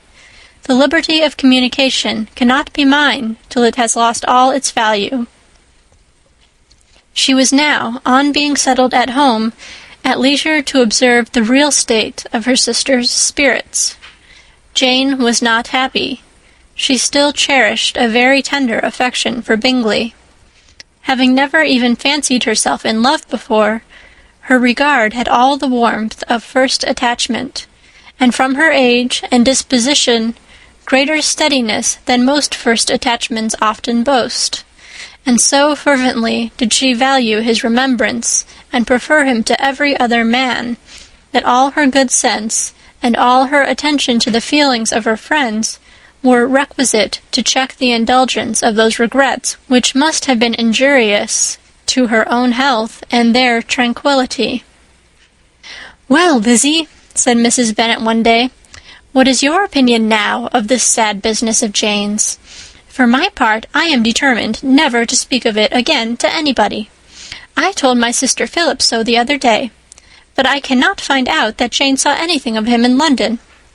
Well, he is a very undeserving young man, and I do not suppose there's the least chance in the world of her ever getting him now. There is no talk of his coming to Netherfield again in the summer, and I have inquired of everybody, too, who is likely to know. I do not believe he will ever live at Netherfield any more. Oh, well, it is just as he chooses. Nobody wants him to come, though I shall always say he used my daughter extremely ill, and if I was her, I would not have put up with it. Well, my comfort is, I am sure Jane will die of a broken heart, and then he will be sorry for what he has done." But as Elizabeth could not receive comfort from any such expectation, she made no answer. "Well, Lizzie," continued her mother soon afterwards, "and so the Collinses live very comfortable, do they? Well, well, I only hope it will last. And what sort of table do they keep? Charlotte is an excellent manager, I dare say. If she is half as sharp as her mother, she is saving enough. There is nothing extravagant in their housekeeping, I dare say. No, nothing at all. A great deal of good management, depend upon it. Yes, yes. They will take care not to outrun their income. They will never be distressed for money. Well, much good may it do them. And so I suppose they often talk of having Longbourn when your father is dead. They look upon it as quite their own, I dare say, whenever that happens. It was a subject which they could not mention before me. No, it would have been strange if they had, but I make no doubt they often talk of it between themselves. Well, if they can be easy with an estate that is not lawfully their own, so much the better. I should be ashamed of having one that was only entailed on me. End of chapter 40.